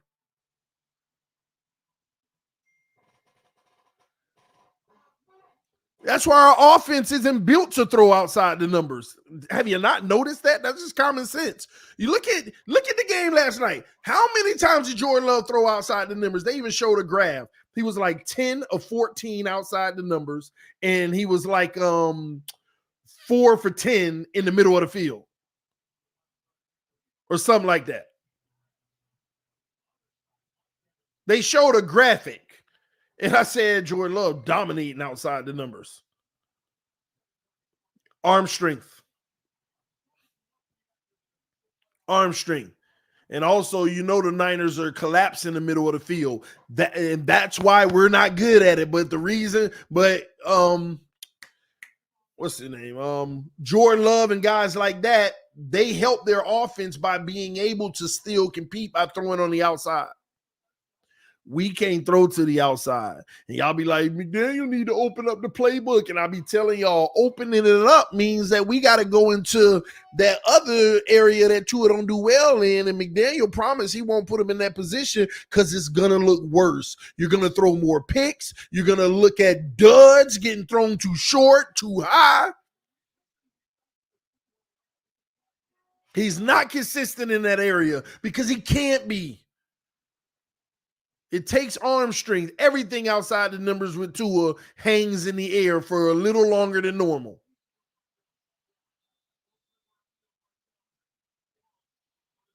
So that ain't developing him. That's putting him in this box to operate the middle of the field and a few deep heaves on the outside. Everything is hash to hash. Maybe 2-3 yards outside the hash here and there. But outside of that, everything is literally a little outside the hash, a little outside the hash. This is his lane and all the short outside stuff. See a 5-yard out? Yeah, he'll throw that. all that stuff. I mean, y'all be seeing the throwing chart every week. You know that main outside the numbers 7 to 40 yards ain't utilized other than the DPs.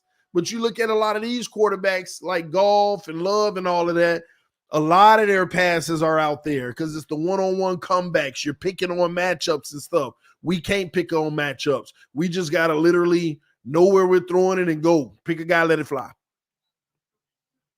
And that helps a quarterback at the line of scrimmage if they can do it. Dang, I got this run call. They load in the box. This is where they do a signal, say kill, whatever, and then they just point up in the air. And this opposite point up is actually for that one, or that point up is for that one. You might point up and go like this. That might be a comeback to them. We got a loaded box. I'm going to take advantage of this one-on-one on the outside on a 10-yard comeback. Hike, looking, coming over, throwing it before it break. That's an audible. If you know that they here for the run, okay, I got a one-on-one out there, safety help, but the safety can't get to the outside, so I'm going to hit this comeback. That's what it's about, man. TD Super Chat. I got you. TD, remember what Sherfield said? Miami offense is just trust and timing. The ball is coming whether you're there or not. Yeah. The evidence been out there. I just got to keep on reiterating because people act like they don't understand. And they wonder why, and then they want to blame everything else that is so inconsequential. Oh, nice run. Nice run by White just now. People want to blame and put the reason on things that aren't moving the needle. They're not moving the needle.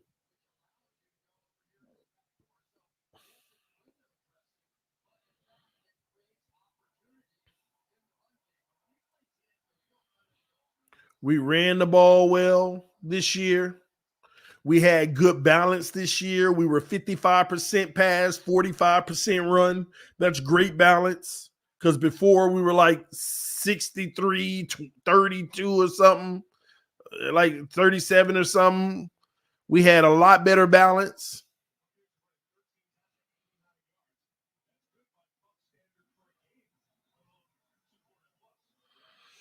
TD fans talk makes no sense. He's too bulky to be a scrambler and too short to be a prototypical pocket passer. Well, I ain't making sense. You actually are right down my alley, and that's why he ain't the guy. He ain't got the physical attributes. He ain't a playmaker. I actually agree with you, so I don't know how I don't make sense.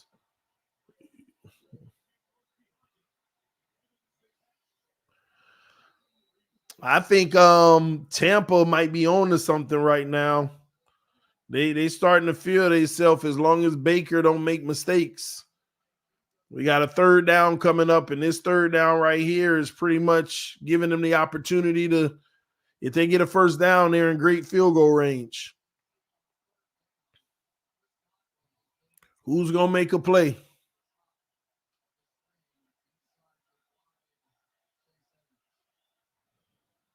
Trips to the right, 2 to the left. Back to pass. Oh, Baker sacked. Big sack, too. TD, who told Tua he could play quarterback? Well, Tua can play quarterback. 4th and 13, they're going to have to punt. He can play quarterback. But this is what you need to win with Tua. You need one of the best O-lines in the NFL. And you need to run the ball 65% of the time. Or 60. You need to run the ball 60% of the time. And you need to throw the ball 40% of the time. Lean on the run game. Shorten the games. Just like Russell Wilson them did with Seattle when he won a Super Bowl. Because Russell Wilson, it took us all this time for us to realize who he was. He been this, even when he won a Super Bowl. But look at the team structure around him. Run the football so much and so well that you create the pass, the play action, and let them work on the play action. and you could win a Super Bowl with Tua. But why do I want to move on anyway? Because you've been constructed this team to where you could never get to that point. You can't go get the best O-line in the NFL anymore. It's too late. It's been too late. You can't go get the best O-line in football. You can't go sign Tyreek Hill and think that you're only going to throw the ball 40% of the time having Tyreek and Waddle.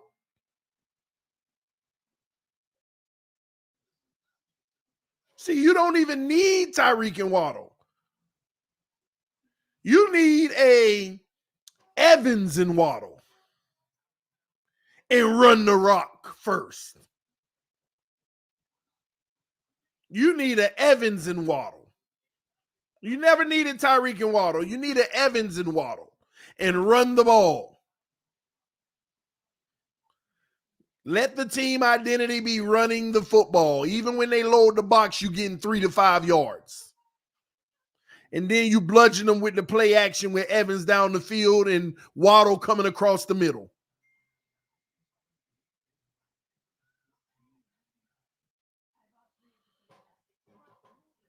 So why I'm going to sit here, even though I know what the formula is to win with Tua, why am I going to endorse it when it ain't possible anymore? You can't go have the best O-line in football anymore. You got a left tackle who would have been a good part of it, but he can't be on the field more than 11 games. So scratch him. You got Eichenberg. Enough said. Connor is a good piece for it. Hunt is a good piece for it. But Austin Jackson ain't a good piece for it. I know y'all think Austin Jackson is a better player now and he good and all this and that.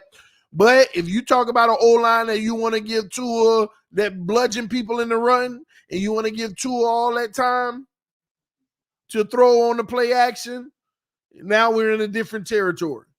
So does the Miami Dolphins have the assets to go get a Trent Williams type left tackle, all-pro left guard, and a better right tackle? No, they not. They're not at all. And don't forget, in the process of all of that, you got to have your own version of the Legion of Boom because it's going to be a little bit lower scoring for the simple fact that you're managing the game led by the run. We are not headed into having a Legion of Boom. You got a whole interior linebacking core that need to be replaced, if you ask me. You need 2 more lockdown corners. I ain't mad at the safety position. I like where we at with that. So the problem with the team now, you can only have one or the other, and for Tua, you need both.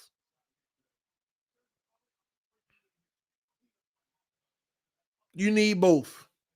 We don't have the money nor assets to create a defense like Seattle had, nor an O-line. Because now Tua got to get paid. Now Tua got to get paid. You could have had that for his first 3 to 4 years. But the way this team was built and constructed, it never happened. So now, this is why I'm trying to tell y'all, you better go find the next guy. Because even if you did that with Tua and you did build that situation around him, you still got to come to grips that after those 4 years when he get paid, you ain't going to be good no more. You might win enough games to go to a first round. You know, Seattle never got out of the first round ever since after year 4 when Russell got his money. Never got out of the first round. Never. 7 years later, all 7 of them never got out of the first round, if I'm not mistaken. And if I am mistaken, it was probably that 5th year. So even then, you would have to come to grips that we're not going to be great moving forward, but at least we got our Super Bowl. Or you could be smart and move on right then and there, which would never happen because this is a Super Bowl winning quarterback. Why would we do that? I've been telling Seattle fans, y'all better move on from Russ. Y'all better not pay him. He don't won a Super Bowl. We done been to this and that. Why would we? Okay, all right. I said you ain't gonna be able to afford the Legion of Boom. Yeah, but why? What you just want us to move on from a Super Bowl winning quarterback? Yeah, and go get all them first round picks you can. Go get all the picks that you can. And start building with a rookie contract, and you can keep the Legion of Boom together because all of them guys were still good. They had another 2 to 3 years left in them. I would have went and got me a rookie, kept it going. I would have went and got a rookie and kept it going. But no, they ain't want to listen. Then he came up for his next contract extension. I said, you better trade him. I know we ain't had no playoff success since, but we're just supposed to let a Super Bowl winning quarterback go? Yeah. No, you can't. And they re-sign him again. For a third contract. Rookie, extension. And then 2 years of that, they had enough. They finally saw the light. I'm like, oh, now you want to trade him. Now you want to trade him. And as soon as he leaves, they bring in Geno Smith, just like you would do a rookie, and all of a sudden his career looks like it's rejuvenated. When are we going to learn? As soon as you finally move on from Russ, you bring on Geno Smith for pennies, and his career, like, when are we going to learn? This has been proven already. I have done the research, and it has already been tested and tried. So trust what I be telling y'all when they come in relation to the player versus the money.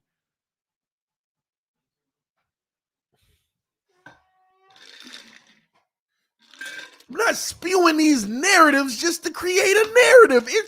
It's been hypothesized by me, and then I sat back for years to test it. Multiple scenarios, sat back and tested it. The elite quarterbacks, the non-elites, I've been testing, theories, come to my findings. In conclusion, so what you get in my shows when I talk about quarterbacks, it's the conclusion from my research. And I continue to test it because certain factors can change it, and I start to make the book bigger on how all this thing works. Well, this didn't happen to that person. Well, that person had that factor. Go to chapter 7-B, whatever. It continues to get tested, and I'm telling y'all, I'm spot on, because then you start predicting things, and they're exactly happening that way. You can start to put this thing into a science. It just takes a lot of work. A lot of work, a lot of testing, and a lot of being able to change your thought process based off of new factors. And understanding one size don't fit all. You got to look at all the factors. How is it that Russell Wilson ain't teaching y'all? You want to compare Russell Wilson's first 4 years to Tua's first 4 years? It ain't even close. You take Russell Wilson in a heartbeat. You take him in a heartbeat. Playoff success and everything. You take him in a heartbeat. And I'm the guy telling y'all, don't re-sign him right after that 4th year. You can go get another guy. And they went 7-8 years later the hard way to learn that. And as soon as they bring in a guy who everybody felt was the epitome of mid, and Geno, they bring him in, and all of a sudden you put the structure around him because he's not making all that money. And all of a sudden the offense is explosive, and they're back to doing what they used to do. You can't make this stuff up. Can't make it up. The biggest sickness in the NFL today, based off of my research, is thinking that you have to be committed to a quarterback. because they're not as bad as some of the ones that you've had in the past. And I'm telling you, what the NFL, in order to be successful, you have to be willing to keep on swinging at the ball until you hit.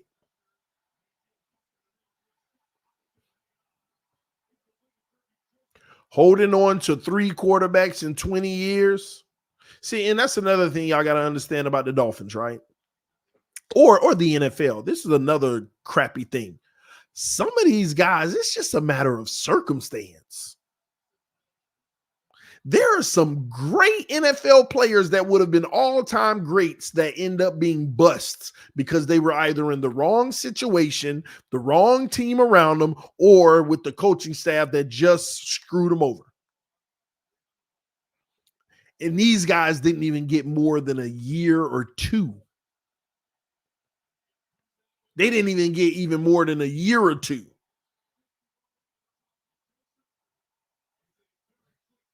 And it's like the circumstance is so funny to me. Like, here's why I always tell people, like lately, you remember Skyler's run last year? 1-3 or 1-4, didn't look good outside of 2 games. Not even that, 1 game, right?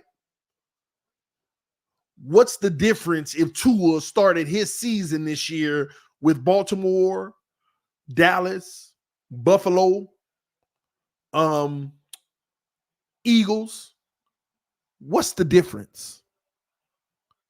What if Tua's season started with those 4 teams, right? And then, just hypothetically, say he got hurt then. We'd be moving on from Tua this year. You see what I'm saying? And it won't just be because he got hurt.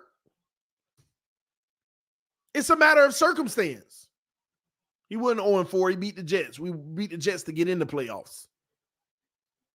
Or the Patriots, one of the two. We beat one of them. I think it was the Jets. To get in the playoffs.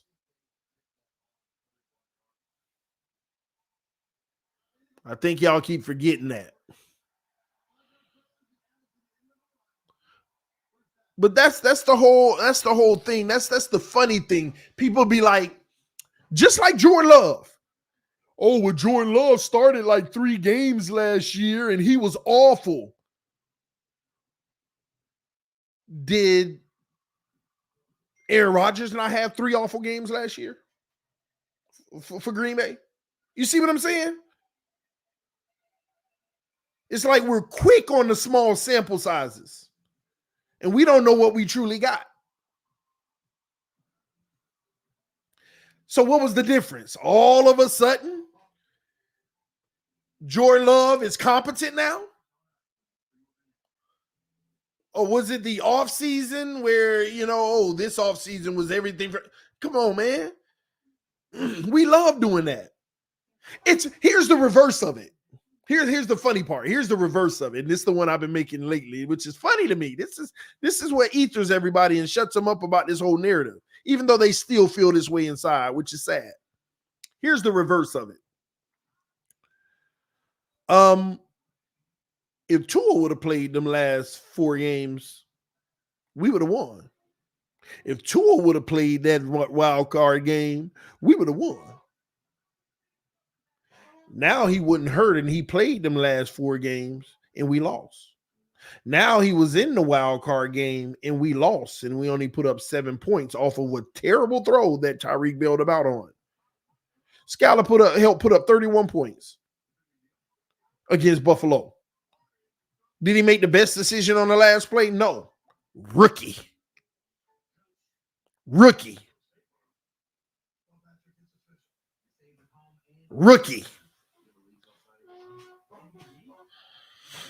You see what I'm saying? But the whole narrative last year, if Tua would have been playing, we would have. Well, he played this time. And I tell people, if Skyler would have finished this season the way Tua did, they would have kept saying if Tua was in, this wouldn't have happened. Anybody want to tell me I'm wrong? If Tua was done before the Tennessee game, and Skyler played Tennessee all the way to the playoffs, You can't tell me there ain't a soul that out here, even people that don't believe in Tua. But we all would have said if Tua was playing, that wouldn't have happened. I might have even thought we would have got one or two more.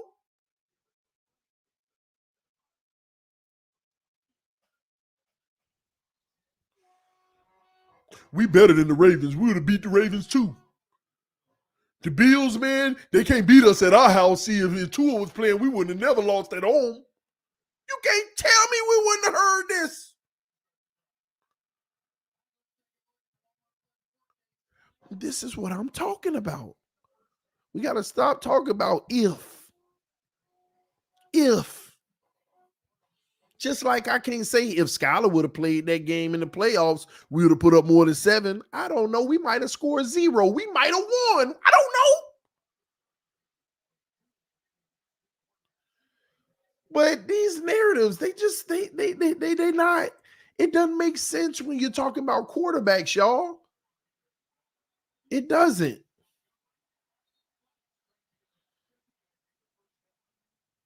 And I rest my case because y'all know everything I just said is 1,000% fact. Tua wouldn't have dare had lost them last games we just played against Baltimore, Buffalo, and Kansas City. Maybe one, but no, your Buffalo ain't beating us at home. You know we gonna split. You saw we beat them last year. You know we gonna split. Yeah, come on. Baltimore wouldn't have beat us like that. We got the speed in our defense. Big play by the Lions just now. They're in field goal range, 29-yarder.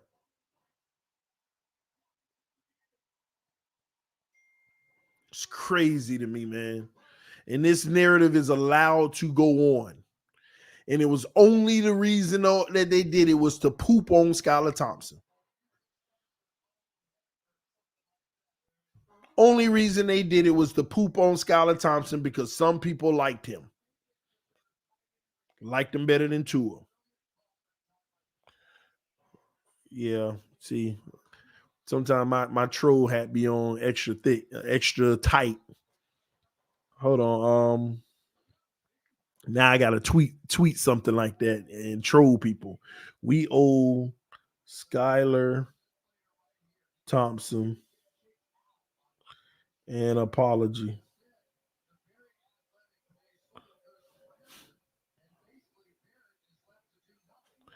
We spent an entire year claiming we collapsed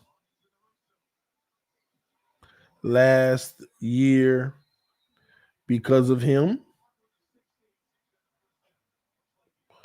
And if Tua was playing, it would have never happened.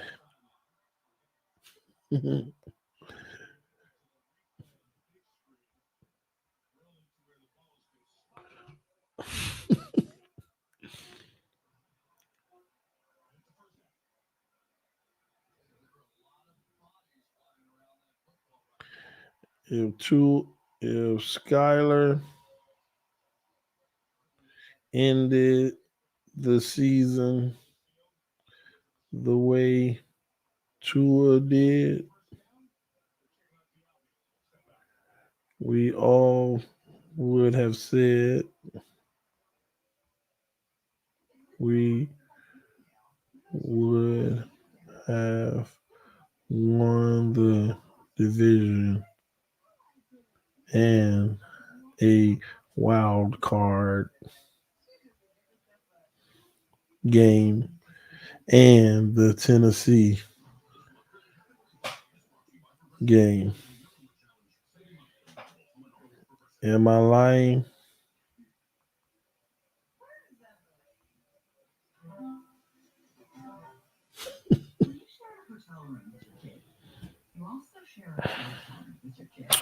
All right, super chats. How are we gonna carry Tua when he making $45 million? TD, we're not. we're just gonna have to live with the result. Packer fans are spoiled. Favre, Aaron Rodgers, and now Love. Love still gotta prove it, Nice little early success, but he's still got a lot to prove. And plus, Love gonna get his money quick too. Remember, that's the thing about sitting for a few years too. But maybe you could also get a team-friendly deal too.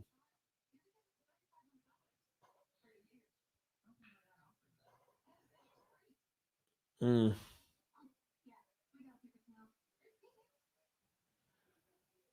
All right.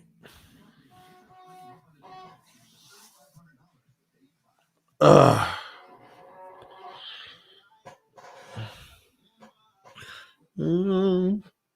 Mm-mm-mm-mm.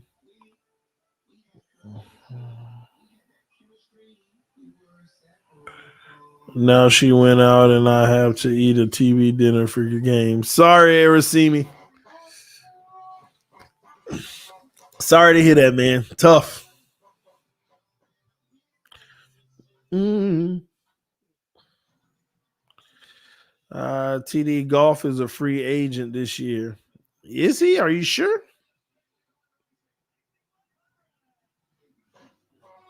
They let him get to that point? Mm. Well, they might tag him. They might keep tagging him each year. I mean, if he win a Super Bowl, he'll get a deal. But if he don't, they might tag him, These guys look like they'll be available, but we'll know by March 11th who made it to free agency and who didn't. Don't worry, them franchise tags going to be coming at the end of February, beginning of March. Another crossing route. Oh, St. Brown, you can't do that. You should have went up the field, up that middle, and took them hits and got that touchdown. Did y'all see that? I don't like that he went outside. I felt like he had the bang close to the goal line potentially. So they better hope they get this touchdown.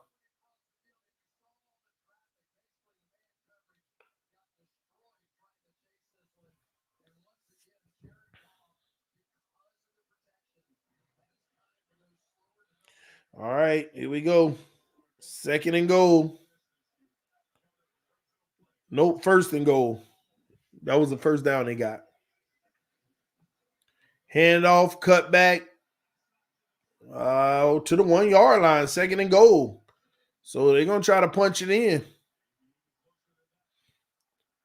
Now watch the Lions second guess it. I bet you they throw when they need to just run. It's what the Lions do. That's one thing I know. Watch they throw the ball. Maybe they'll run it. We'll see. Maybe they learn. Ain't even nobody in the backfield with Golf. They throwing it. Yep, back to pass. And they close that first, second, third read up quick, incomplete. Third and goal. Now watch they throw it again. Run the ball, Dan.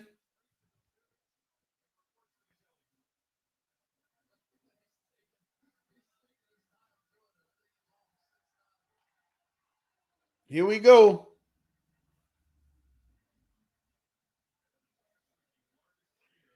Do not throw the ball.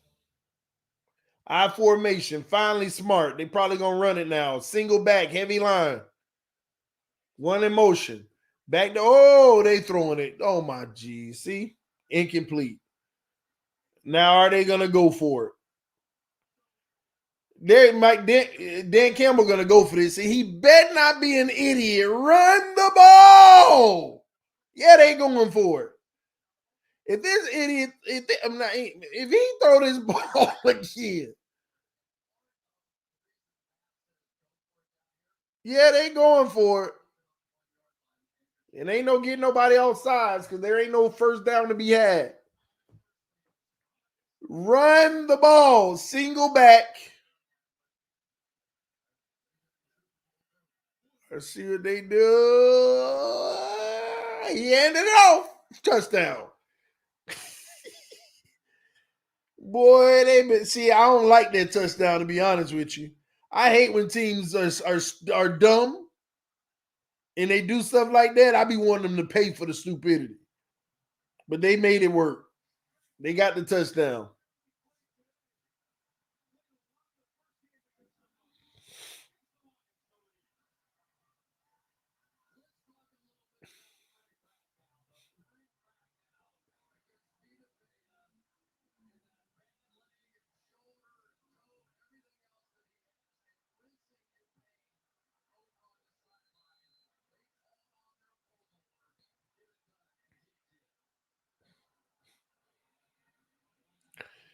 Kick is up and good. Bucks behind by 7.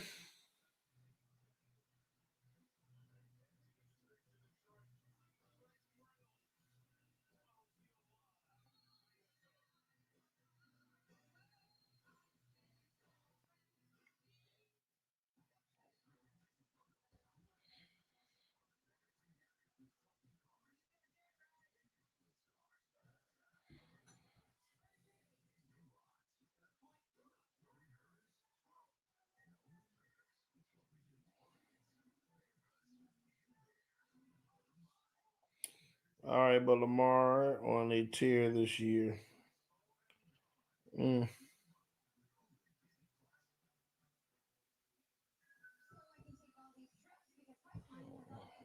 on. What is she talking about?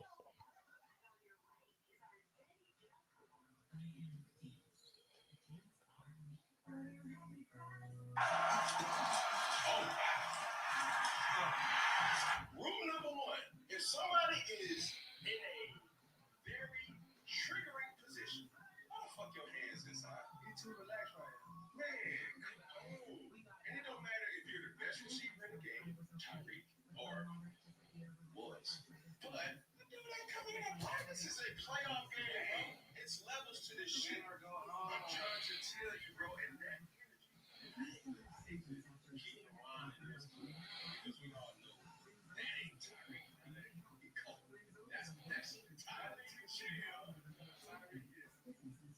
For high school receivers, for college receivers, with all that cute shit, cross that arms, right? Because I sit over here and get be at the age, I gotta protect myself at all times.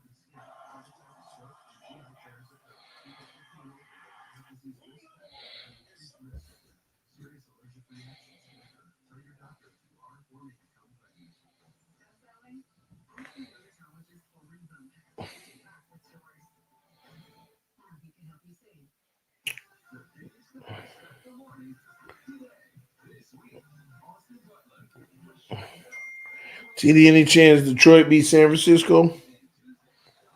Yeah, but I'm worried about Detroit's defense against them. That's what it's going. That's what it would come down to.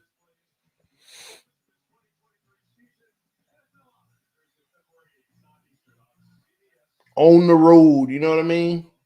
See, Detroit at least got this home field advantage right now that's helping big time. But I think they're done as soon as they go on the road.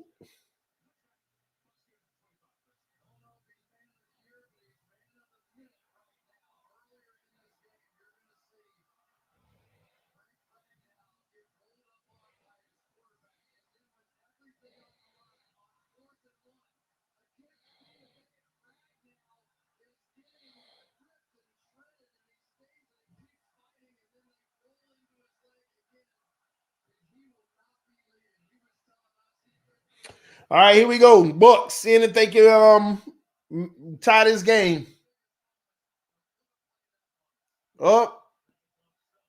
Defensive offsides. So 5 yards coming up, 1st and 5.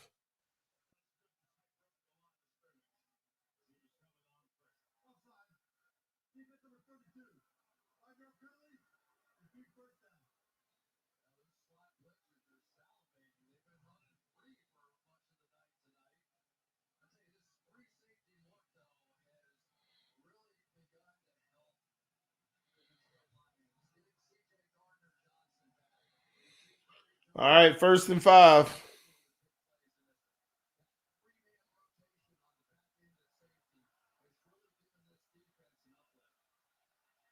One to the right, one to the left. Play action. Picked up. Baker. Incomplete across the middle, but we got a flag. Did he get there early?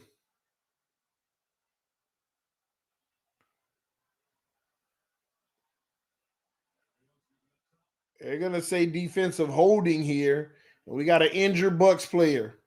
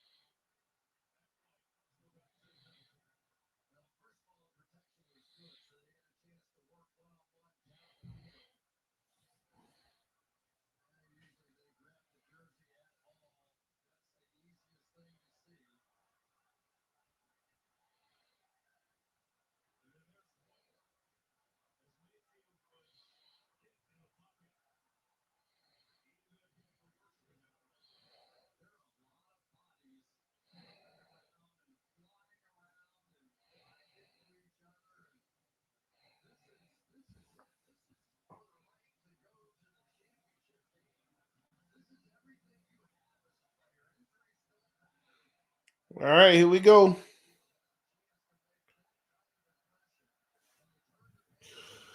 Here we are in the third quarter, 1st and 10. Baker in the pistol. Baker, handoff. Cutback, run up the middle, 4 yards. 2nd and 6 coming up.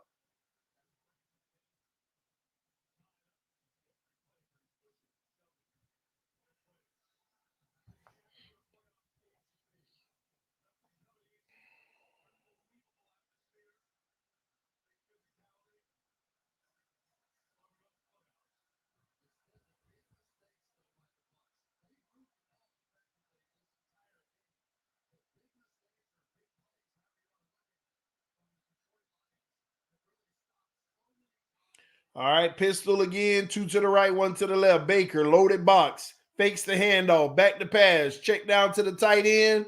1st down. Nice play. Keeping the rock moving. They're at the 48 now.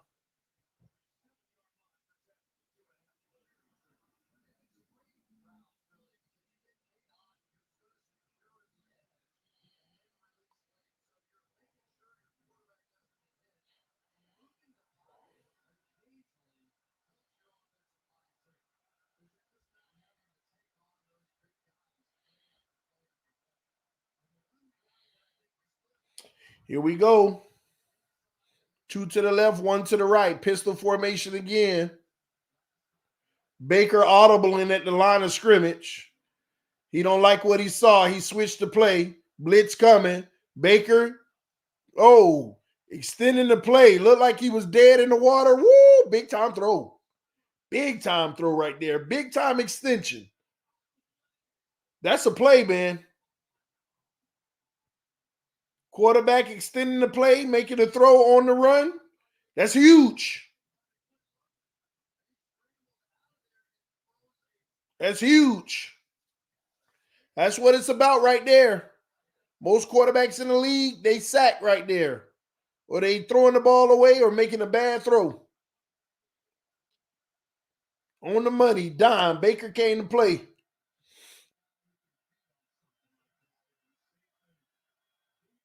One to the right, one to the left. Baker back to pass again. Throws deep right. Got him. Tight end. Man. Yeah. They in territory now. 12-yard line. 1st and 10.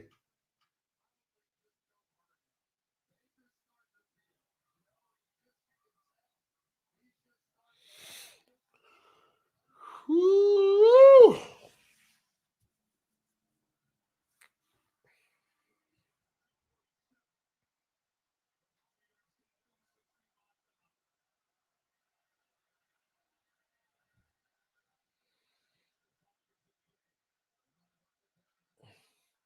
Here we go. Screen incomplete. Receiver couldn't hold on.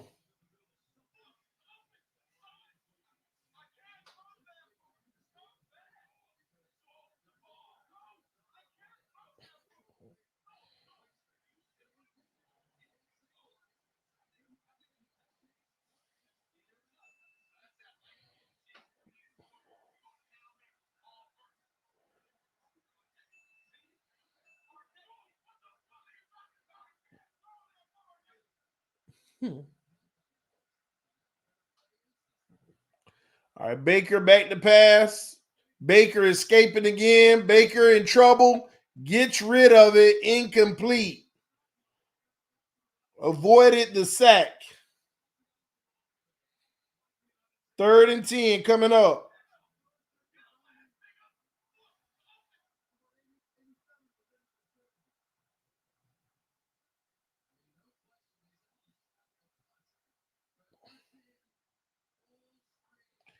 So 3rd and 10. If they don't pick this up, they got to settle for a field goal.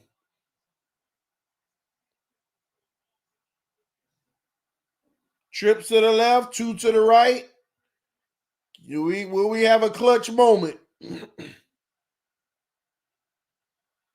Takes the snap, back to pass, quick screen. Touchdown, Bucks.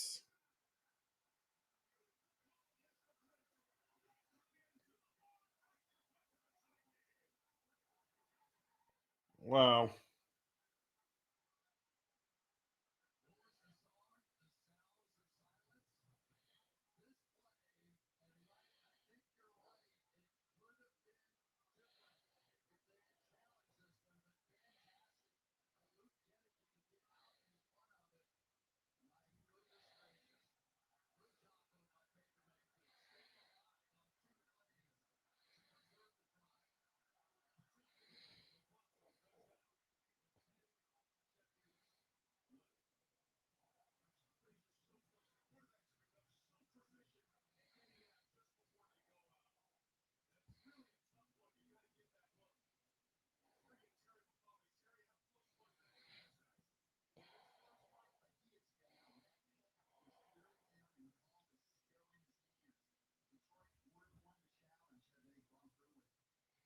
Detroit screwed up by not challenging that.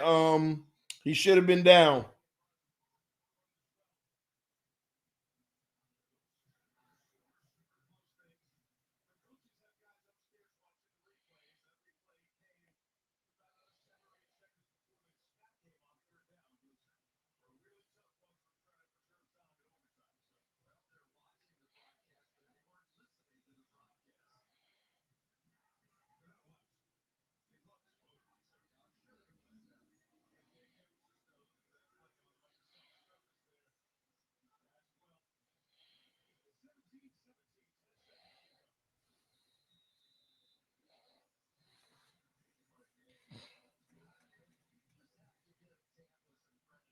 Who you got winning, TD? I picked the Lions this week.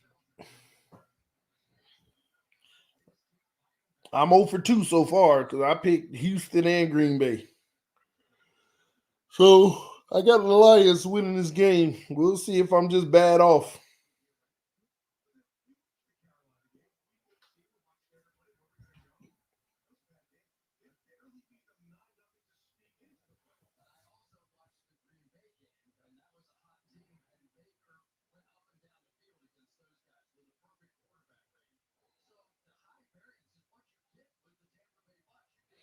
All right, here we go.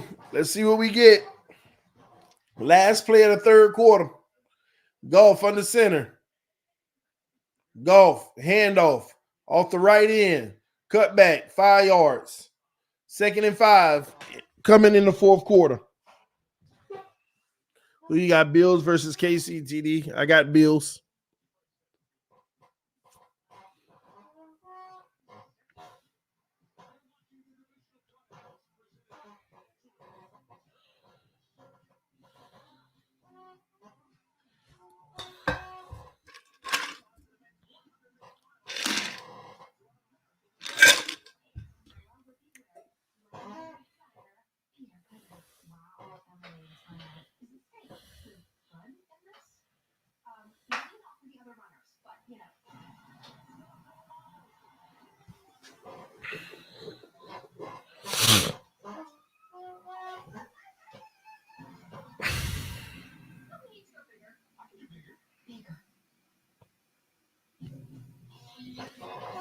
TD, these quarterbacks may not be the best, but it pains me to know that they're better than what we have. Yeah, again, like you got to look at the quarterbacks still in. Lamar can improvise. Josh Allen, Patrick Mahomes, all can improvise. Baker Mayfield can improvise. The only two left are Purdy, who, he got a little bit of it in him, but he's more of a game manager to me. And Golf. Golf is the last guy that he's not the mobile guy at all. And I told y'all, all of these guys getting sent home. I just thought Golf would get sent home next week. And they better tighten up. And they better take care of business or they're in trouble this week. So that's why I ain't got Golf or Purdy winning the Super Bowl.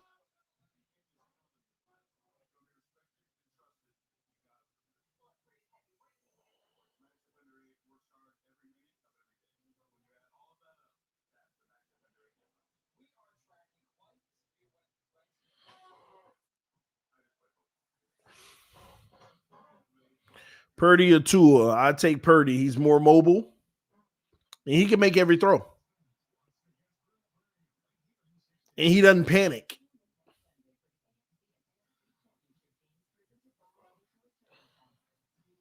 He doesn't panic. He can make every throw.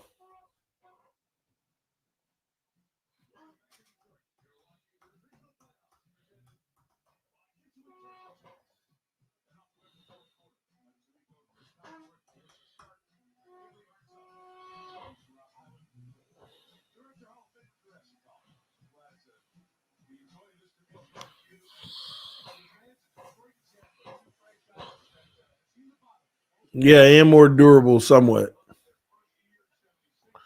All right, play action, Golf, back to pass, throws on the check down, first down, and a little more. All right, 1st and 10 from the 43. Golf got to lead his team down there and get 7, I believe. I don't know if you can settle with 3 the way the Bucs been playing, the way that they starting to, move the ball on offense.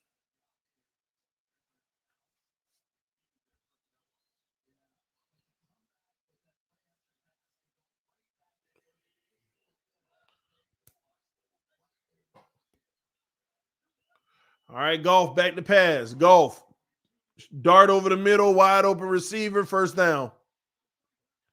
Defense flaking out. They at the 40-yard line now with 39.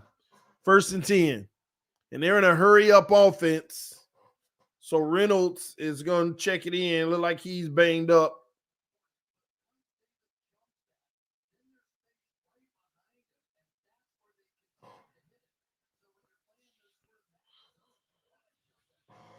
Handoff, nice run to the outside for 7-8 yards. 2nd and 2 coming up.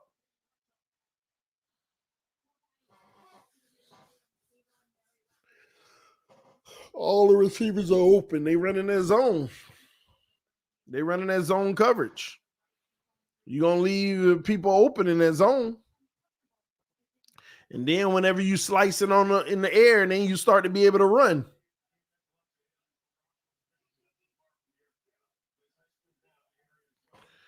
Jared Goff kills the play, so they're probably going to hand it off. And they do. Cut back. Oh, touchdown. Gibbs on the touchdown. Big time play. 31-yard run.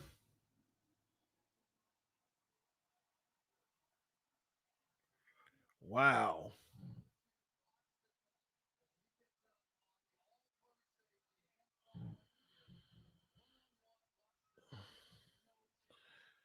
Man, this game is, they lighten it up. They starting to put points up now.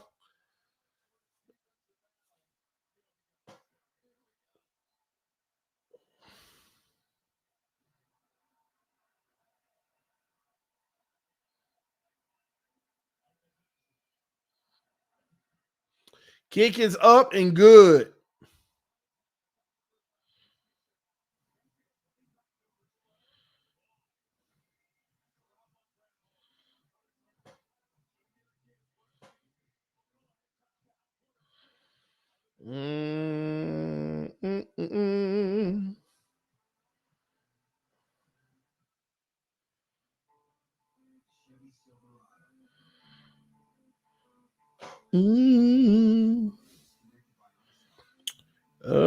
Let me see.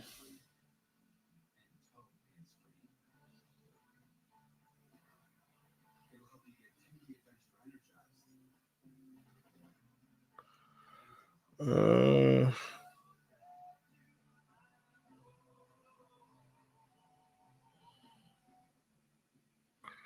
40, halfway there.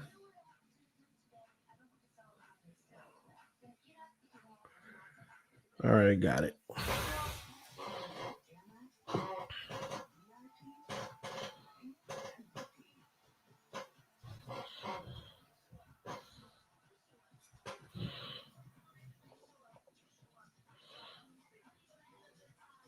BetUS, America's favorite sports book, where you can bet on everything anytime. Sportsbook, casino, horse racing, live betting, and more. We have the best bonuses in the industry. That's right, get a 125% sign-up bonus. And to celebrate our 30-year anniversary, we are giving up to 30 risk-free bets, a truck, Super Bowl tickets, and more. Don't miss out. Play smart. Join now. BetUS, where the game begins. BetUS, where the game begins, receive a 125% bonus. The link is in the description of the video. Again, 125% bonus up to $2,500, 24/7 customer service, and fast payouts, ladies and gentlemen. BetUS, get in the game. Supporting our sponsors is supporting the channel. Appreciate everybody who donated to the channel and those who hit the like button as well. Thank y'all so much.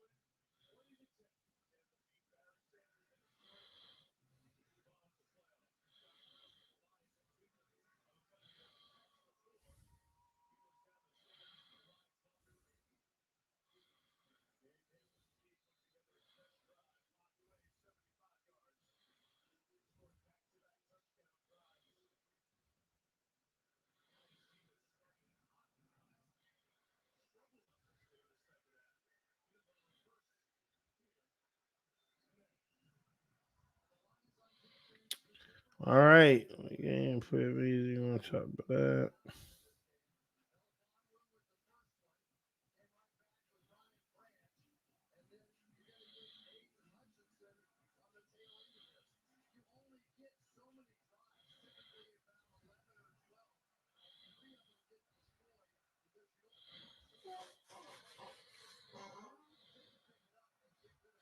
All right, let's do it. Here we go. Let's see what Baker and the Bucs can do. I don't know if they got enough in the tank to keep up. Quick check down, dropped it. White dropped the pass. 2nd and 10 coming up. Think the Bucs might get themselves in trouble on this drive. I don't know if they could put up 2 back-to-back drives like that.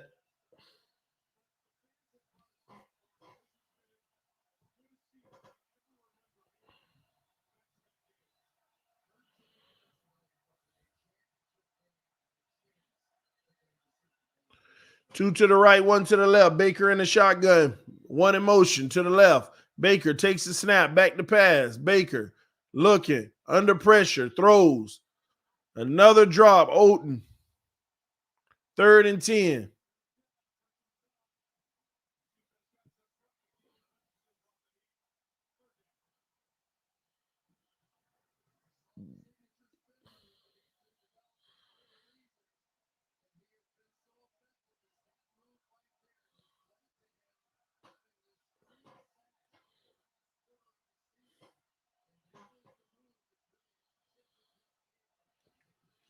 All right, 3rd and 10.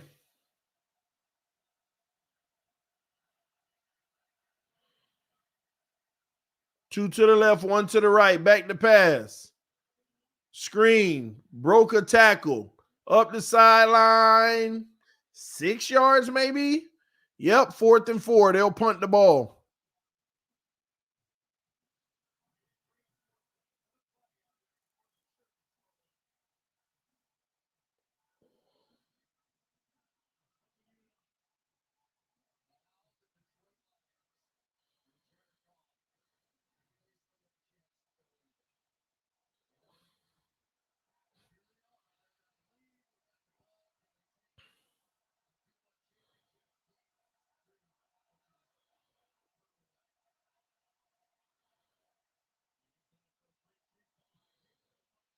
All right, the kick is off. Oh, they had a backspin. 10-yard line. 11. So that's a good punt. Can the Lions lock the game in by eating clock and scoring again? That's all they need to do. Score again and eat the clock.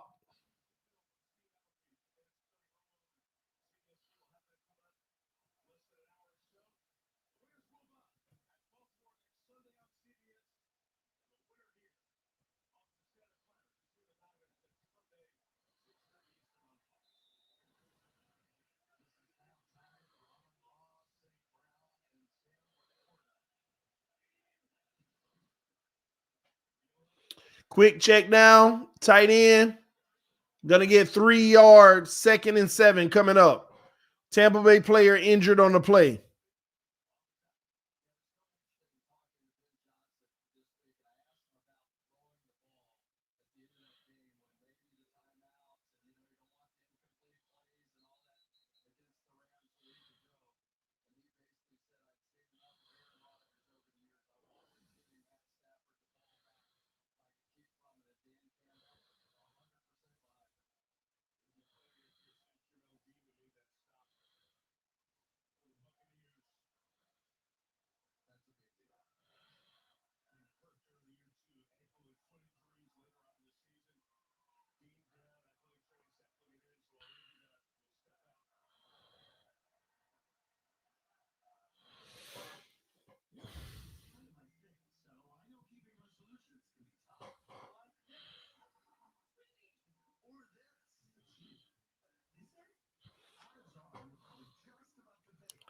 When was the last time we had both number 1 seeds in the league championship game? Championship game. How often does it happen? It doesn't happen as much as people think. I don't know the exact numbers behind it, but yeah, it's a good one to research.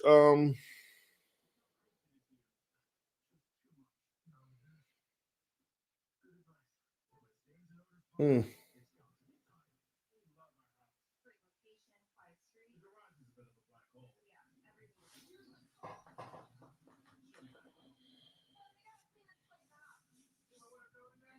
Miami was clearly the number 1 seed after the Broncos blowout.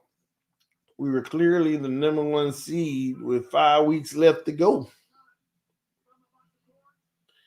And we ended up not even winning the division.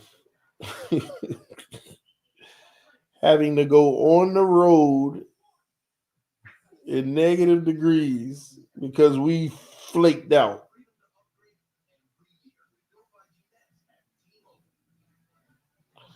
All self-inflicted.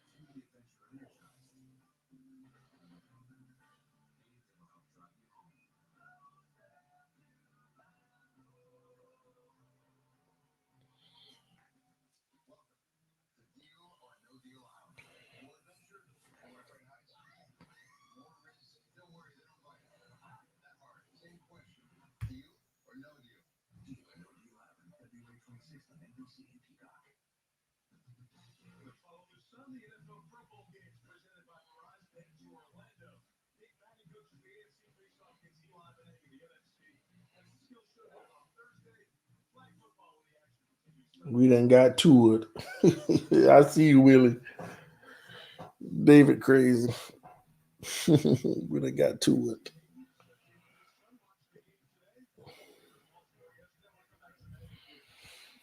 All right, Jared Goff under center. Back to pass, check down. They just living off of these check downs, and the Bucs just letting it happen.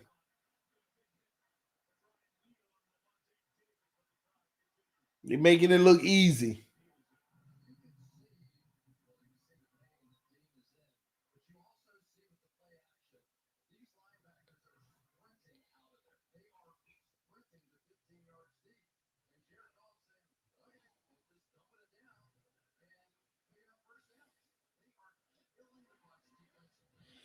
The Bucs in trouble unless they get out of the zone coverage, and they still in it. Play action.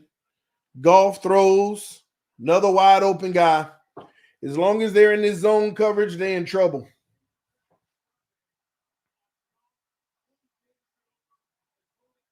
Another big game. They're at the 50-yard line or 49.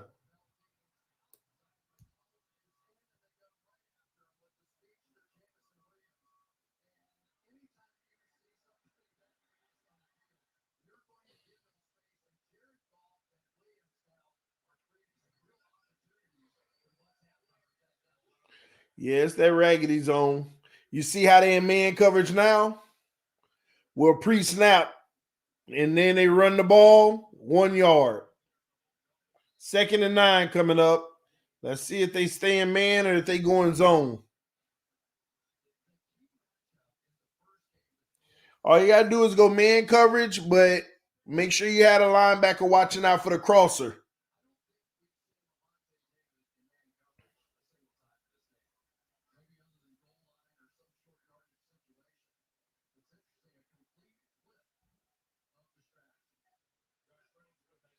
Now we got zone coverage, but it looked like quarters, so that might be better.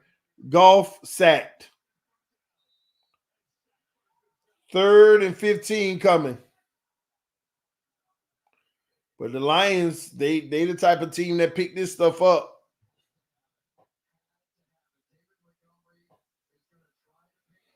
The Lions, the type of team, they'll pick this up. They want them chunks over the middle.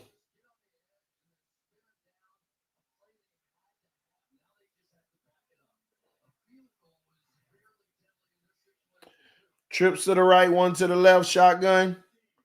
Then quarters again, but that's leaving the middle. Let's see. He throws, comeback. Oh, they couldn't tackle him. He would have been 1 yard short, and he pushes forward for the first down. Who is that? Amon St. Brown. Now I'm gonna tell you now. This is it right here. You at the 40. You give him one more first down, that might be game. Unless you can get a turnover, that might be game. Because they're in field goal range.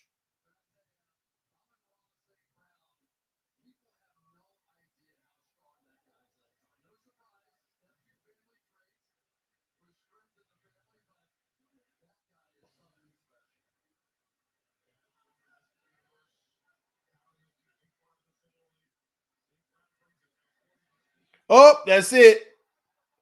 First down, Gibbs.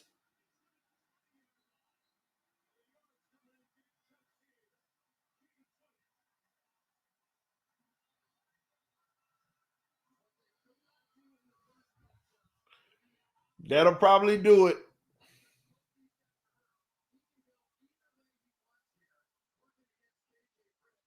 Oh, he just shook him.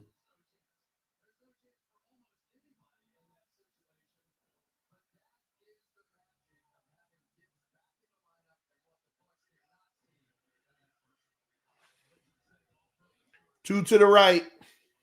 Goff fakes the handoff. Tight end, 8 yards, 7 yards. 2nd and 3 coming up.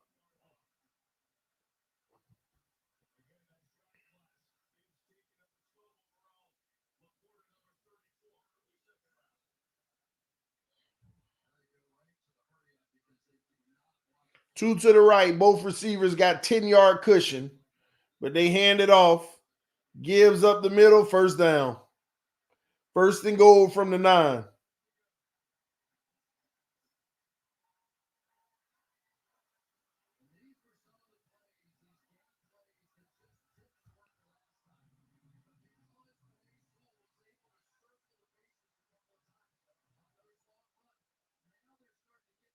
They can't stop him.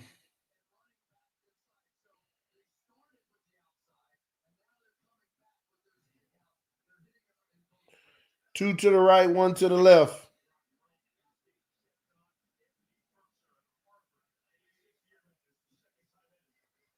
Oh, a nice pick play. Got him. Touchdown, but it was a legal one. He never rubbed him. St. Brown.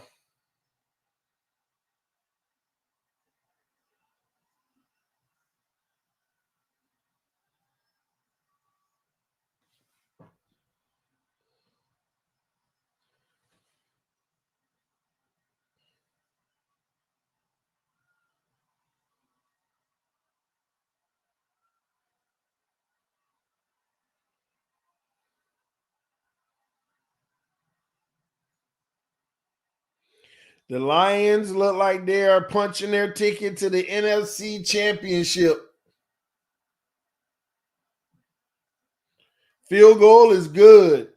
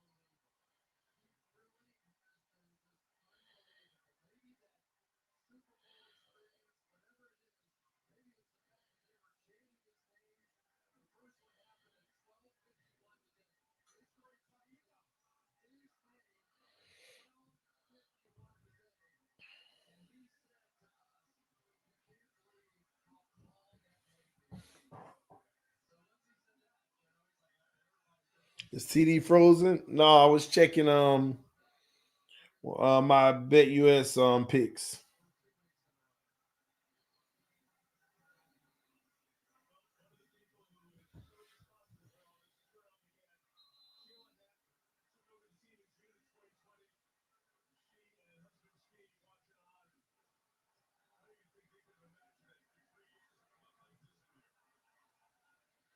All right, we got a touchback. Bucks will start at the 25-yard line. Here we go.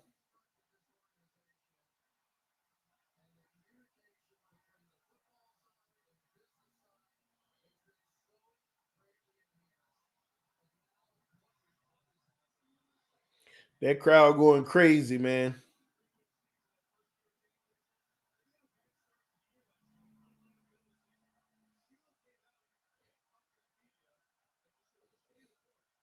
All right, Baker, trips to the right, 2 to the left. Spread out, zone coverage. Back to pass, quick strike in the zone. Godwin, first down.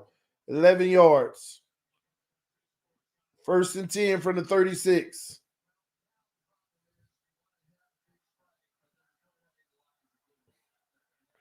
Two to the left, two to the right. Ball batted at the line of scrimmage. Incomplete. Second and 10 coming up.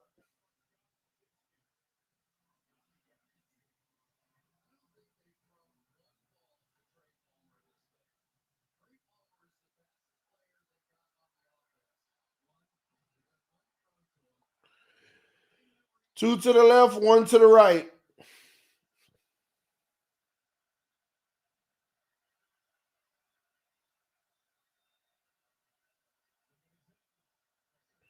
Pressure coming.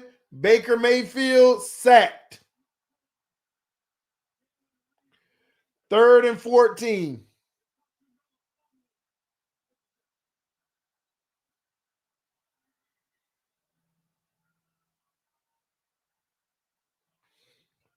Timeout, Tampa Bay, 4-down territory.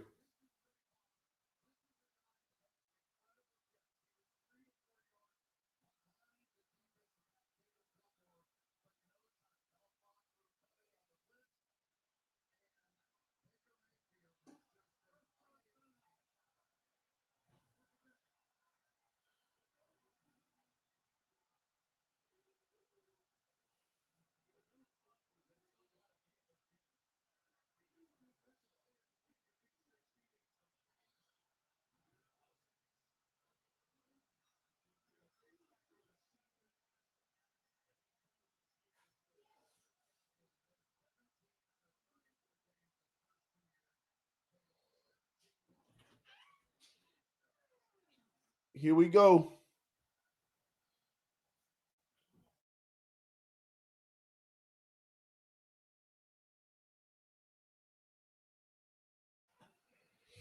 All right, 3rd and 14.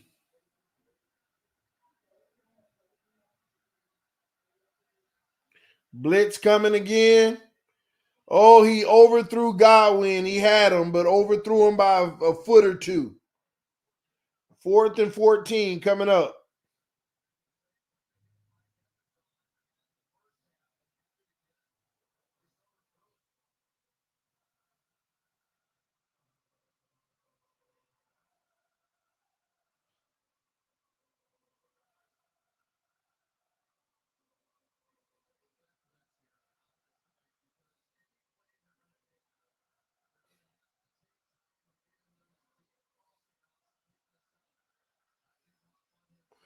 Trips to the right, one to the left. Back to pass. Flushed out. Throws. Got Evans. First down. Out of bounds. Man.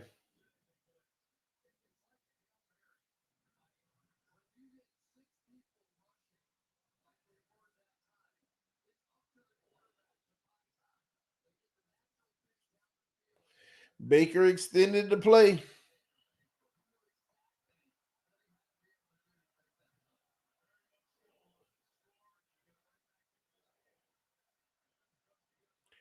Two to the left, two to the right.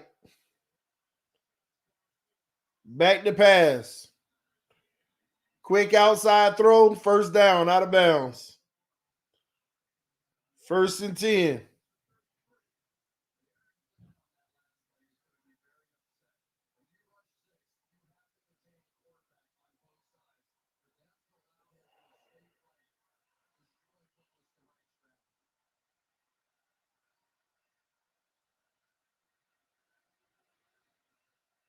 Back to pass again. Quick throw. Ooh, nice throw between two defenders to Godwin. Another first down. 1st and 10 at the 16.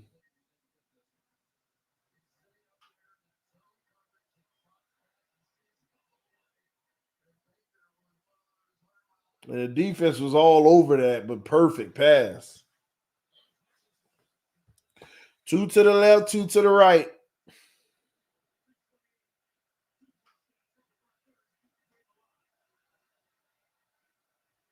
Back to pass. Throws. Overthrows it. Throws it away out of bounds. Incomplete.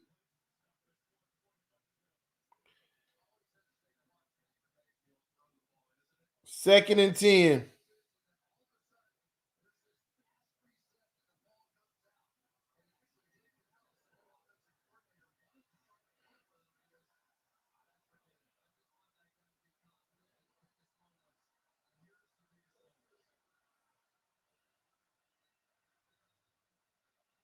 Two trips to the left, one to the right.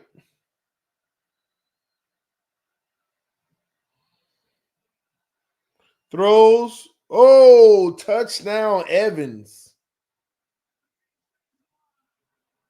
Well, they still fighting.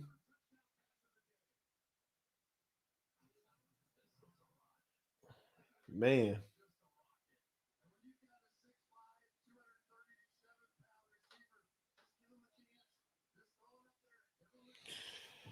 Man. Jared Goff, all he got to do is play keep away. Well, they going for 2.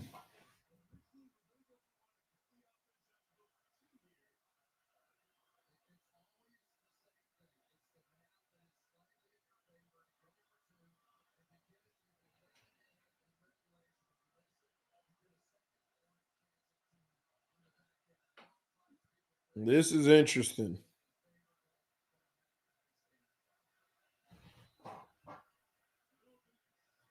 I wouldn't do this.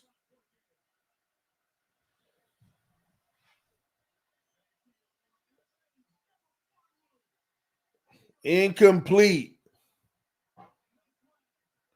Incomplete. Try to fade to Evans that was badly underthrown. Yeah, I don't care what the science say. I mean, the analytics say take your 7 points down.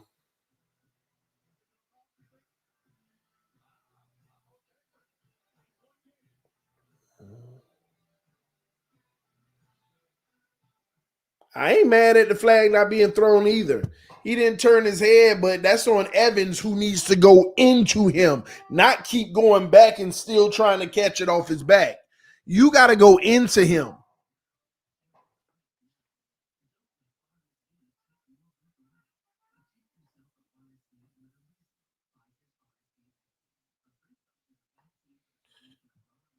Now, not only do they need a touchdown, they need a 2-point conversion too.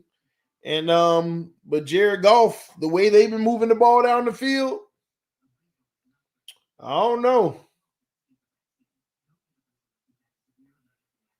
I don't know, man. The way they've been moving the ball. Yeah, I get saying that's a flag, but the refs are not going to get involved in that right now. I mean, we're coming down to the wire.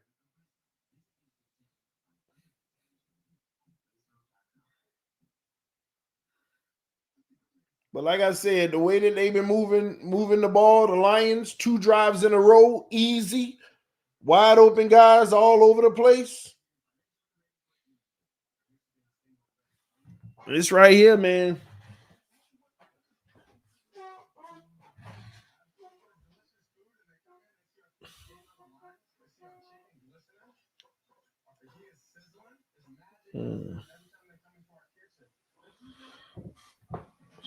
Tampa not getting the ball back.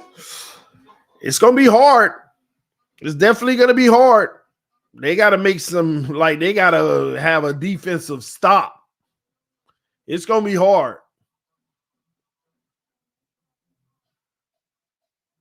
The problem with Tampa in that zone is that the Lions run so many intermediate routes that the linebackers drop to cover it, and the quick check down allows a catch for 5 yards, and then you got 5 more yards of space to run, and you make one move and you got 15 yards.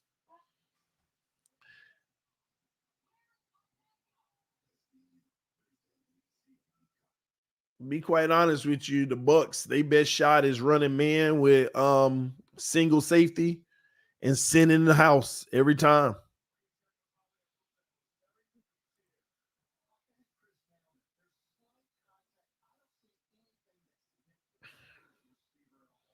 Yeah, looking at the replay, man, that's a good no call on that pass interference, y'all.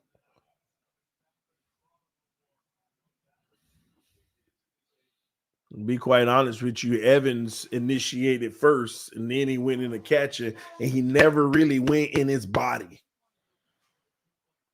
And I'm gonna tell you now, you better watch out for the Lions because they're not finna fold and just run to try to milk the clock. They are gonna be aggressive. They might even take a shot down the field.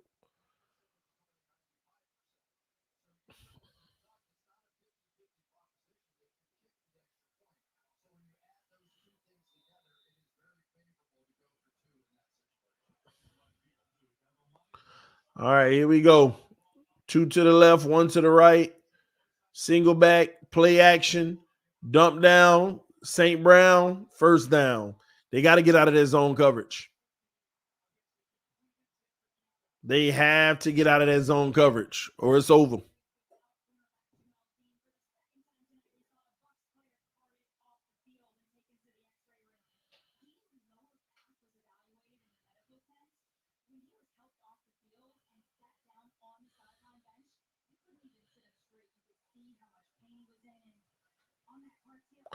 Yeah, I'm going live for the Bills game, but after this, I gotta do dinner with the kids. So as soon as I'm done with that, I'm cranking up the stream.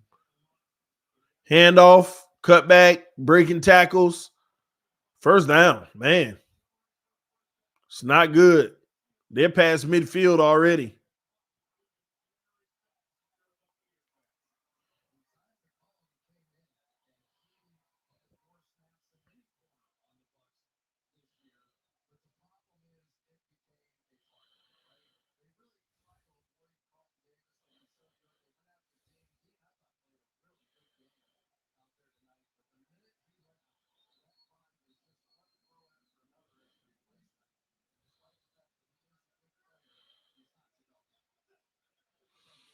All right, here we go.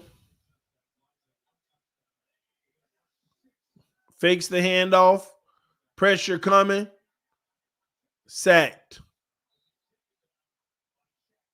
So that helps.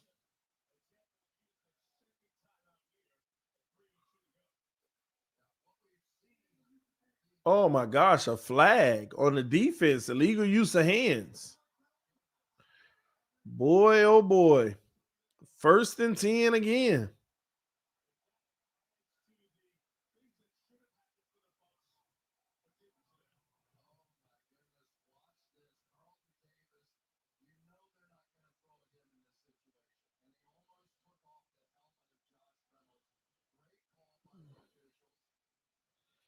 Man.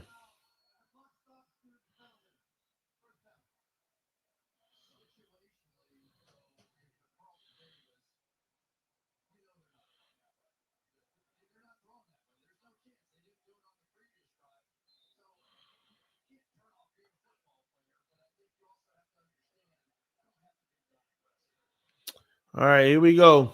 So one to the right, one to the left. Power run formation. They hand it off right up the gut. 3.5 yards. 2nd and 7 coming up. And now Tampa Bay is going to use a timeout.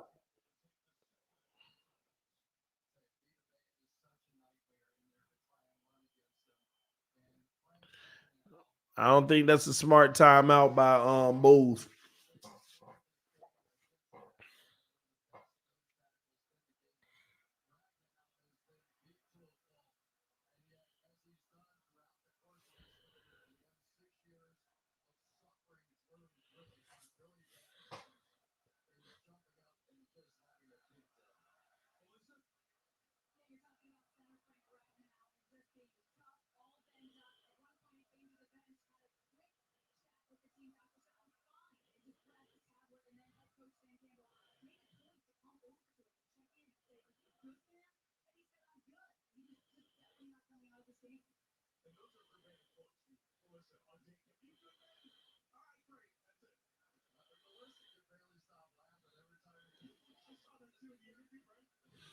All right.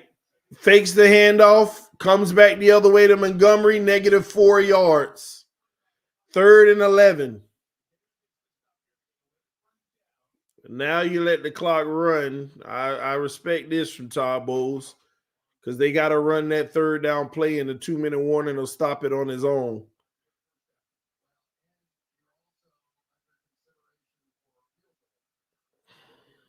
And if they get it incomplete, that's even better because you're on the positive side of the 2-minute warning.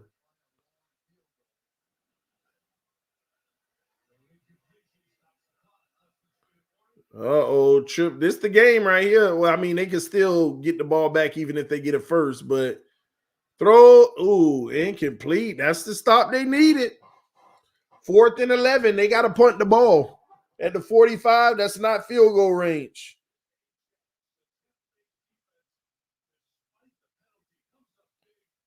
Boy, oh boy, can Baker Mayfield get the heroics cooking?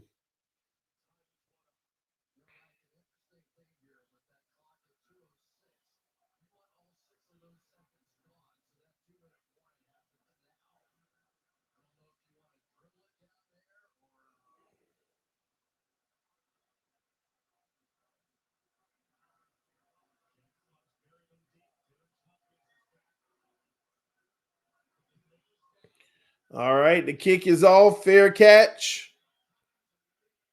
The 10-yard line, 90 yards, 2 minutes. Warning here. One timeout. Here we go. That's what it's about.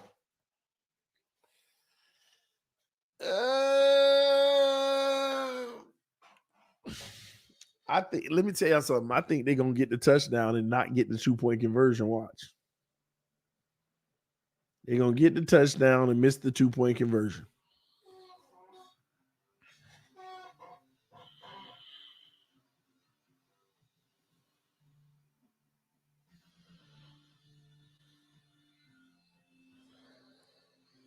You don't think Baker got it in him?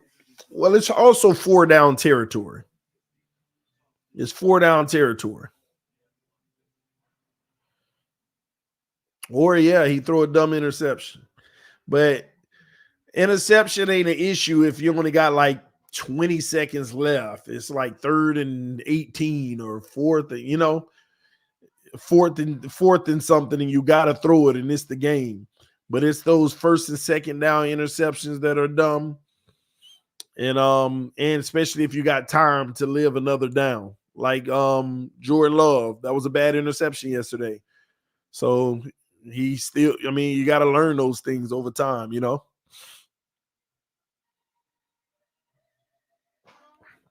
This Skip Bayless boy right here, Baker Mayfield. He's been trying to say Baker's good enough for 10 years now. But Baker has, put his team on his back quite a bit. He's really played great football. Not great, but he's been a difference maker. He extending plays, gaming. Right now he got 344 yards, 3 touchdowns, and 1 interception. He fighting.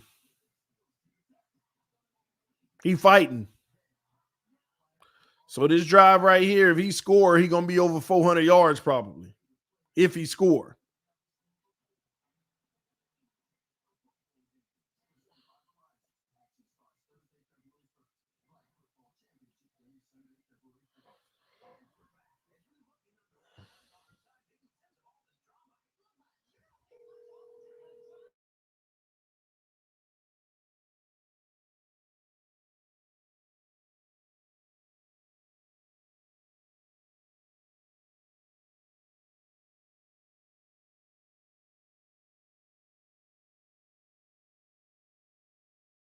All right, here we go. Baker time. Let's see what he can do.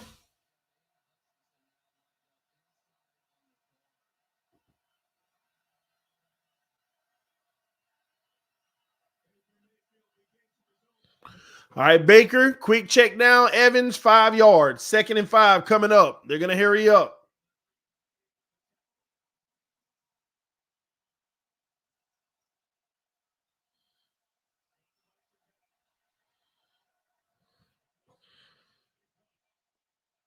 Baker back to pass, throws, picked off. There it is. There it is. We just talked about it.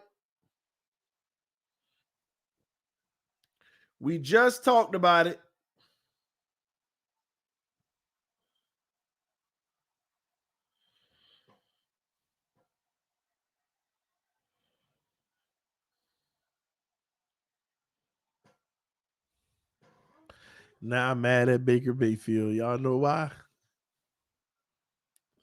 I literally was about to win $670. I needed him to get 27 completions, and this bum got 26. Do they count interceptions? It's still a completion. This bum got 26. Gosh. I was sitting here low key like, ooh, this working out. He got to go all the way down the field. I'm going to get these 2 more completions. He got that first one for 5. I was like, ooh, that. Oh my gosh. You bum.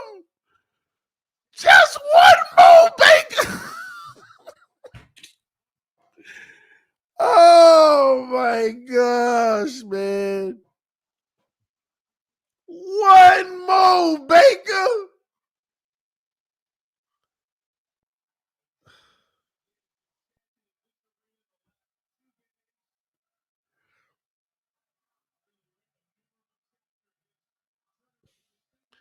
But you know what's crazy? He might get the ball back one more time.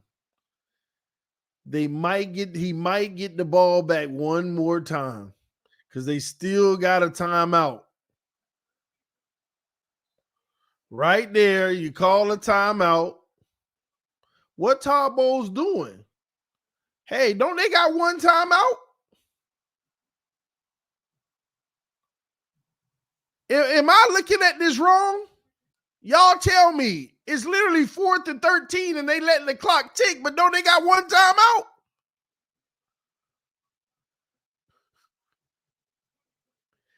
It say they got one timeout.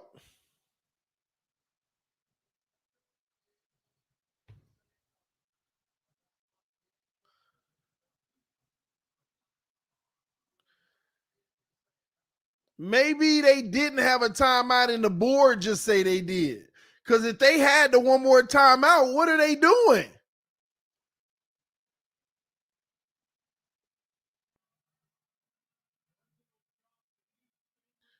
What do you mean timeout not doing anything?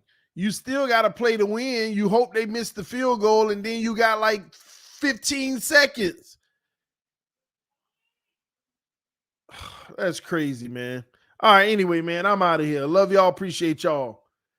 Fans up no matter what. I'm finna take care of dinner, and then I'll be on for the Buffalo game.